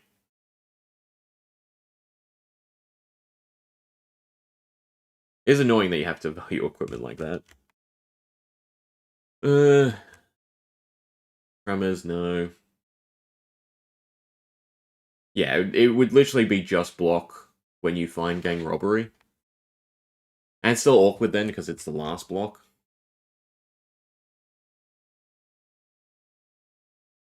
Weirdly, Toby Jugs is not awful. Right, because it's plus. What's the Ironhide? It's also this game's, yeah. So either of them would still be 2-block boots off of 1 resource. Which puts them slightly above Rampart.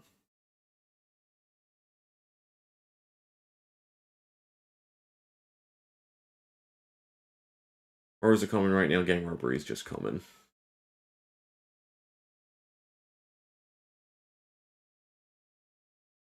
I think this thought is a maybe.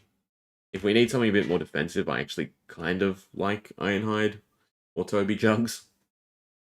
Probably Ironhide over it, right? Someone pointed out that, it plays around T-Bone and stuff, which is cool. Because we do have Blade Break equipment. So that weirdly might just be the tech into, like, mech. Is shield and Ironhide so you can get around. Because they have T-Bones and the big ship, Palantir. But it's 1 for 1 each step. Doesn't feel great. I get that we're in blue, but yeah. It doesn't help, return cards to breakpoints. Like if it was 2 and 2, then it'd be feed a whole bunch of resources into this instead of Lyeth.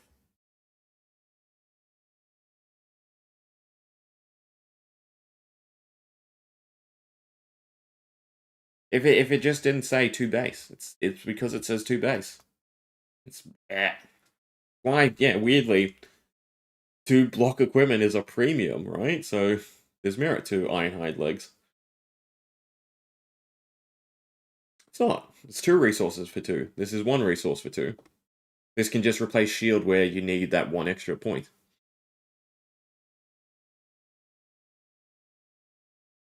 And even gauntlets is still the minus, which is relevant to certain matchups.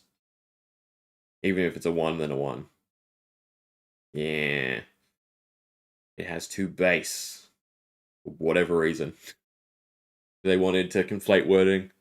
Or they knew Lyeth was coming back when they planned it, right? Something like that. Alright, so 77 still gives us slots open, so I think it would just be another set of the goons as a blue. Stonewall. Greater than Iron Will. What's the effect on Stonewall? You only get to use it once, but it shuts down the whole turn. Unless they break the chain. No. I don't think I like that more. If again this, wasn't the chain link, but the turn, sure. I think it's the two uses out of Iron Will. Probably helps a little bit more. Although I suppose if they force break the chain, you can reblock with Rampart. I guess that's kind of cool. It creates that awkward situation. Maybe that's the go. Stuff, trying to get them to close the chain.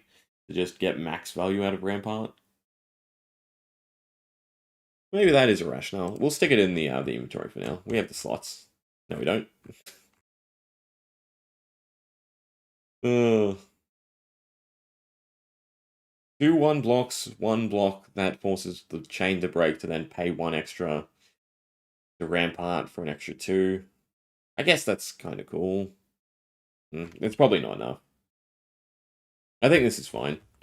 As our Lyeth deck. Privates. Alright, let's see how it feels.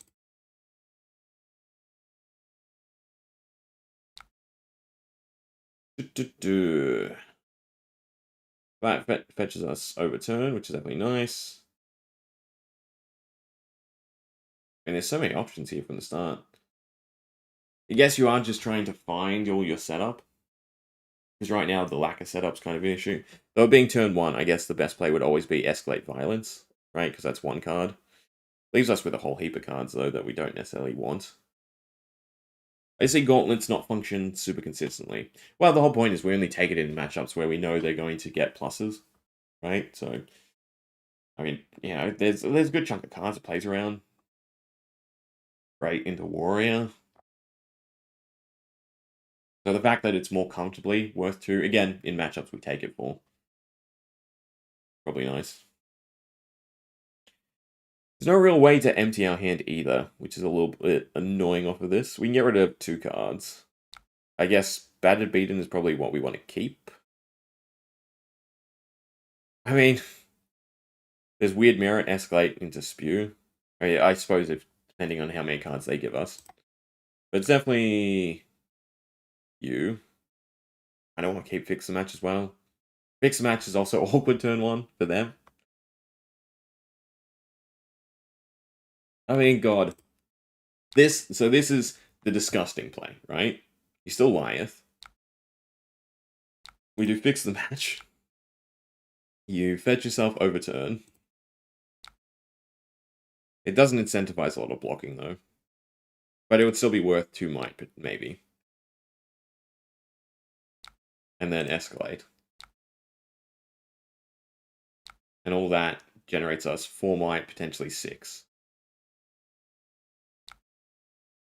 Oh, that was the wrong one.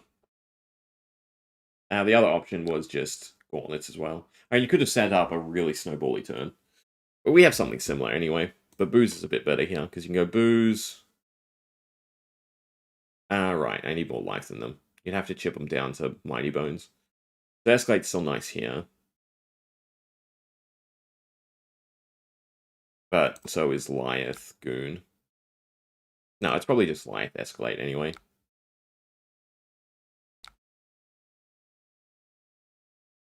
Yeah, I mean, we're either using this to get the 3 or to block, and turn 1 would definitely be the perfect start because we're not losing out on anything with it.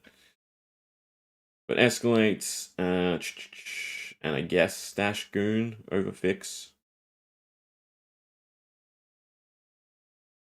No, because we'll have a big enough attack. Fix is better next turn. Yeah, no buffs. Maybe I've taken too many attacks. Not enough buffs. But at the same time, God, our 1 card hand is Fix the Match for 7, generate more might. Yeah. It's just, yeah. As fast as you can get them down. You do that. They won. Green beat down. Right, so now we have a +6 for fix the match. Finding the other overturn the results. Maybe, yeah, it would just be a block turn. Which I should have probably emptied my hand. That's fine. We've got more might out of it too. And if you really wanted, you could, again, quick dodge here. Where is Rathe glaring at us? Oh, there's one. There's two. Right, so an 8, every time they block one way or the other, we're getting might, right? And then we could always Snapdragon Scalers, probably Weapon Swing, to then also dismantle their hand. It's kind of cool. Although, well, it depends. If they give enough cards, that's fine. If we get enough might off of it, then you could Goon Tactics. You also probably don't need to overextend that much anyway. So it is probably just block out and send something worth a lot of value. I don't know. God, the awkwardness of what you're capable of makes me want to take Arrogance. I could spell it. Showboat. It's just the potential of this. Yeah, spew. As in just to get rid of tear? Yeah, I suppose that would have worked. Each defending card controlled by an opponent. As an instance. I think, though, this pairs best with pummels, right? So that you can bait. Make them think this is a pummel instead. Have them overblock and then get rewarded for it. I mean, either way, every hand we just had was pretty egregious.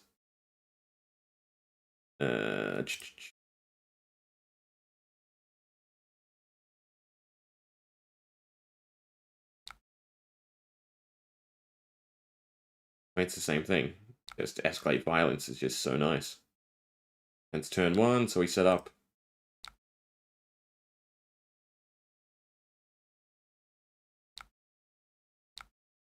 I'm definitely going overboard, just seeing what we can do. Pummel in this deck, no. But there's definitely a version of Light you can definitely take with pummels. So it'll be awkward, but at the same time, awkward then creates a weird situation for your opponent.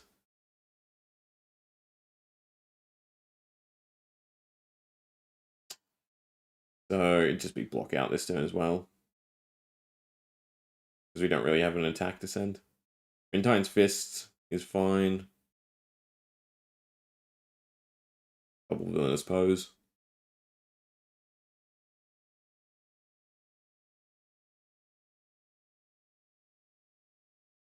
There's just so much might generation. I mean, you know what? Yeah, let's do it this way. Let's just try and send the most every single turn, right? And just see what that looks like. So it's turn 1. So we still want to leave them hanging. There's no rationale not to. That and Lyeth. It's disruptive enough to stick in our arsenal, actually. So it'd be Lyeth. Fix the match. Find overturn. Maybe get 1 might out of it. Maybe 2. Right? It's probably always pop Mighty Bones. It doesn't seem like you'll have difficulty snowballing. There's no reason not to play cheap shots. Leave them hanging and Truth or Trickery as disruption is fair enough. And then Arsenal to leave them hanging. We know we got a blue, which is great, so that's that. And also Concealed Object. Get the might. Two Obscenities is what we're attacking with, it being a 0 is fine. So leave them hanging, Concealed, Spew, Lyeth, something like that. We don't even have to Truth or Trickery.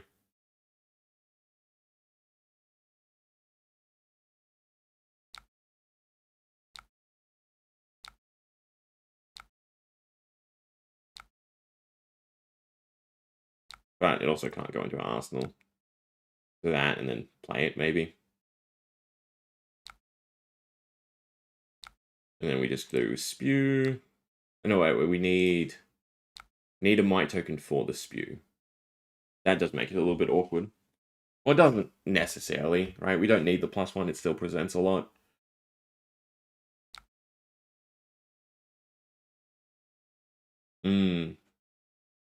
Yeah, the cheap shots.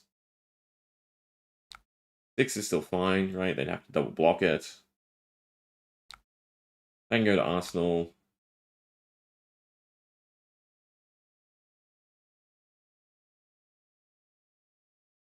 Sealed on our turn, so we would have had the token for it. It still would have been the same amount of damage, right? But then we'd have the might for the next turn, so that would have been better, yeah. We have the boo, we have in the palms, we have to be continued. But because we have so many blues, Rampart's fine here.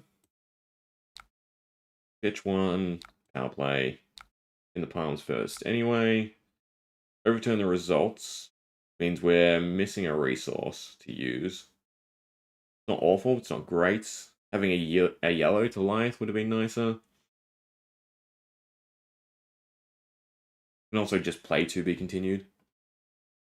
I mean, attack-wise, we're a little bit short here, but a weapon swing is still fine. It'll be a 4-5 plus a power play into it for its own buff, plus concealed.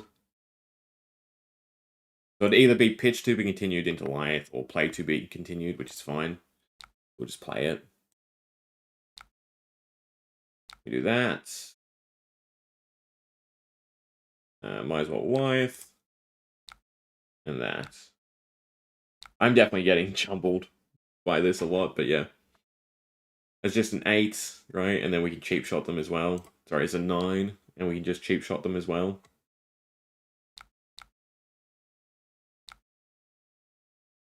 Have another, leave them hanging. I mean, we're dealing a good cohort of blues now, right? Which is what we want.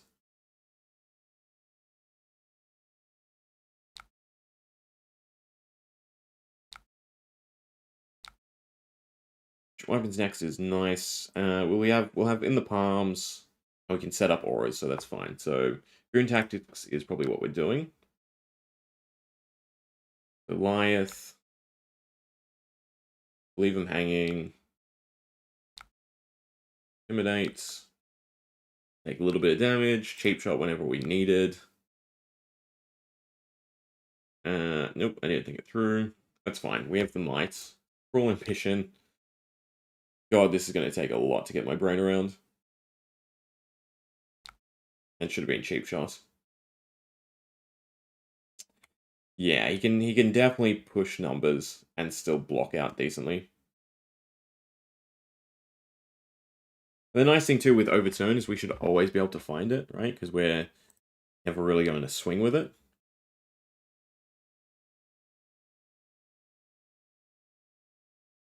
I could Snapdragons to Goon here.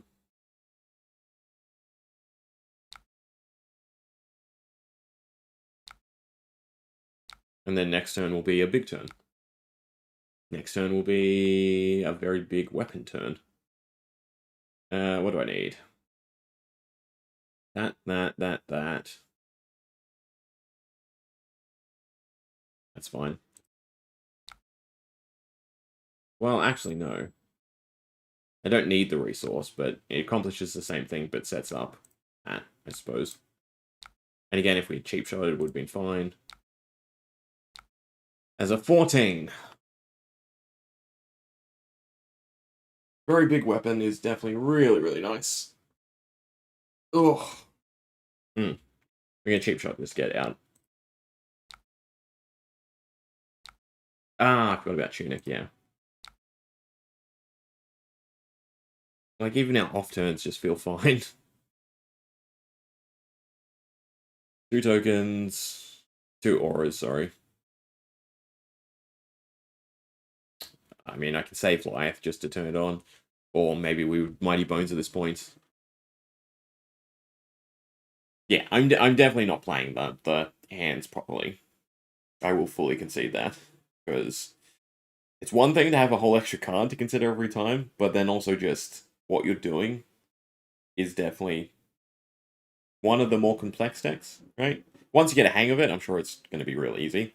But obviously, the decision of can I get to X auras to swing this? Can I swing my weapon, or am I doing this other thing, right? Definitely very, very interesting. And to me, probably the top dog of Super Slam, right? Ah. Right, now the nice thing we can do, the smooth of my brain, is rock around. Yeah.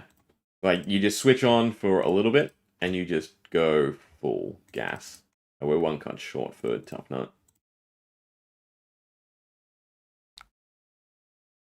How do I empty my hand? Not really. Oh no, yeah, I can. Sort of. Not really. Apex. If I hit a yellow there, this would be nice, right? Because then you wouldn't have that to discard for the Thick-Eyed Hunter. There was also no reason not to Tough Nut. But Tough Nut will be nice, right? That'll probably end up my 2 decks, it seems. Goliath as just the, go hard in it. Think exactly what to do with your 5 cards, and then just pitch and swing. Pitch and swing. Pitch and swing. Right? Super simply. But it is lunchtime, so I think I'm going to leave it there. Ooh, pretty good though, right? We got through 5 decks as a decent enough starting point. I suppose we'll recap that, right? Yeah, the Goliath aggro is definitely full jank. Probably worse so than the is this the jank one? Yeah. Probably worse so than the tough rock, right? Rock is definitely functional there, right? I mean, you just block out. Tunic turn, you block out, rock, and done. Non-tunic turn, it can be a little bit more difficult. That's why I want to throw in like some one costs. That's why I wish gauntlets didn't have the restriction. Like, I don't know, if this was activate this while you have 1 card in hand. I don't know, that it'd kind of be more awkward for the other decks, but for rock specifically, it'd be a little bit better. Did I see the deck? Ooh. Did you... Ah, God. I'm pretty sure I have no moderation turned on. Did you post it in the YouTube chat? Oops. Wrong tab.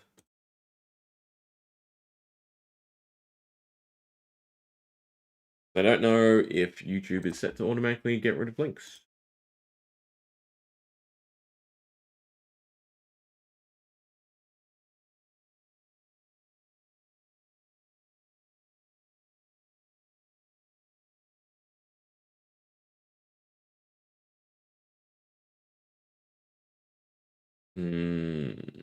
Post a link here. It probably ate it.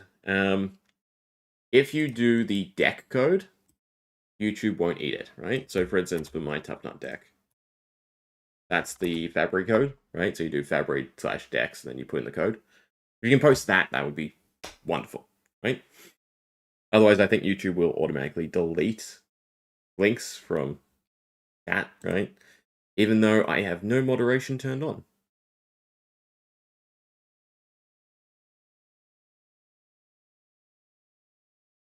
But we have, yeah, aggro life. Oh, the idea of just going wide enough to get damage across. The concept, it's not great. We have rock and tough nut. Then to 6 or rock, also not really great. We can take a look at this while we're at it too. Thank you very much.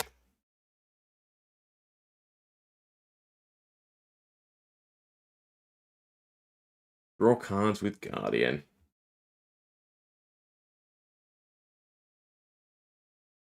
Weren't we talking about rock? A fatigue rock list? I mean, I'll take a look at Pleiades too.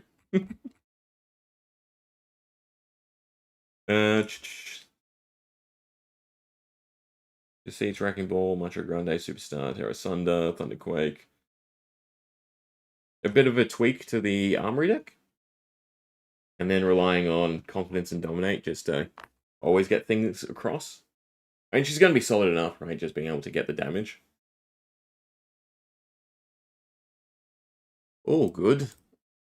I have to refine my Pleiades as well anyway. KO, right? Aiming for ones that you can then pump to try and force your opponent to block, or at least consider blocking. Still with enough big stuff as well because of the disruption. I think it's solid, but it's not great. There's probably going to be some really good deck lists out there for KO. I should probably just pick one lane to focus on. So Romping Club, a Tough Nut definitely seems a lot more solid. And like all the block cards are also really nice.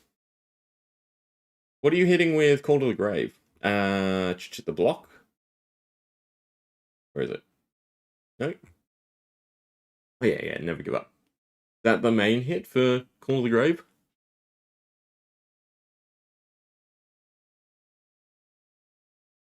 But I think if you do build around getting to 3 toughness, and then these new big block cards, you can definitely have a solid time.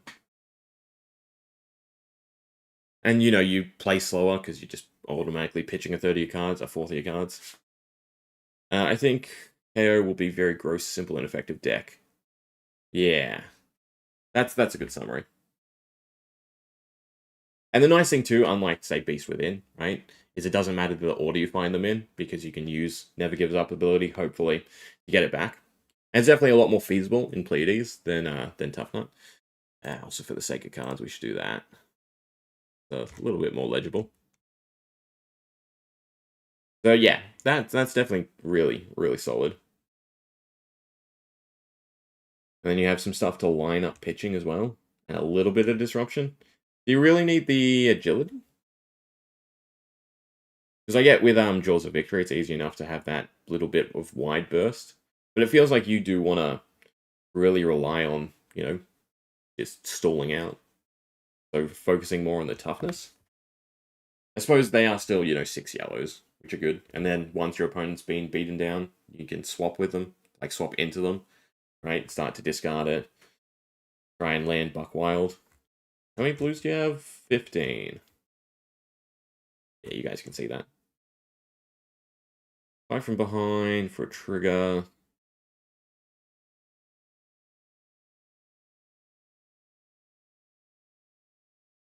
How many? Much toughness. So this is a big toughness generation. I still find Dig In a little bit awkward, right? Because it's front loading a card for your next turn. Your next turn, if that. So it's only good in a situation where you're snowballing off of toughness already. But, maintaining these effects, I guess it is definitely really solid. Then boost the board for the same metric. Good clean fight. It feels like you can't, though, toe the line with Rock, because he just doesn't have that much room for error. Like, it almost feels like you want to go real hard into blocking. And then just the stuff that really benefits from that as well, like the Escalade Order. But, yes, this is good. I will definitely use this as a base for my fatigue, if you don't mind. Where's make a copy? Because yeah, it's crazy that every hero feels like they have, at least 2 versions you can make. Granted, Tough Nut being probably worse than, well, not probably, being worse than KO and Lyeth.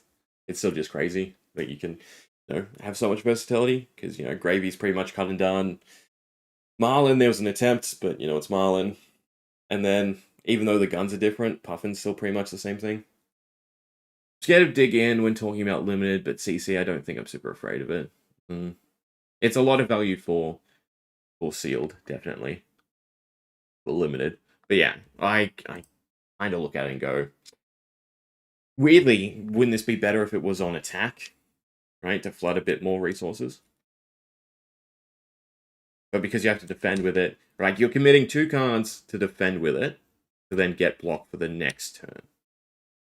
Versus the Might one, which is on attack. But thank you very much.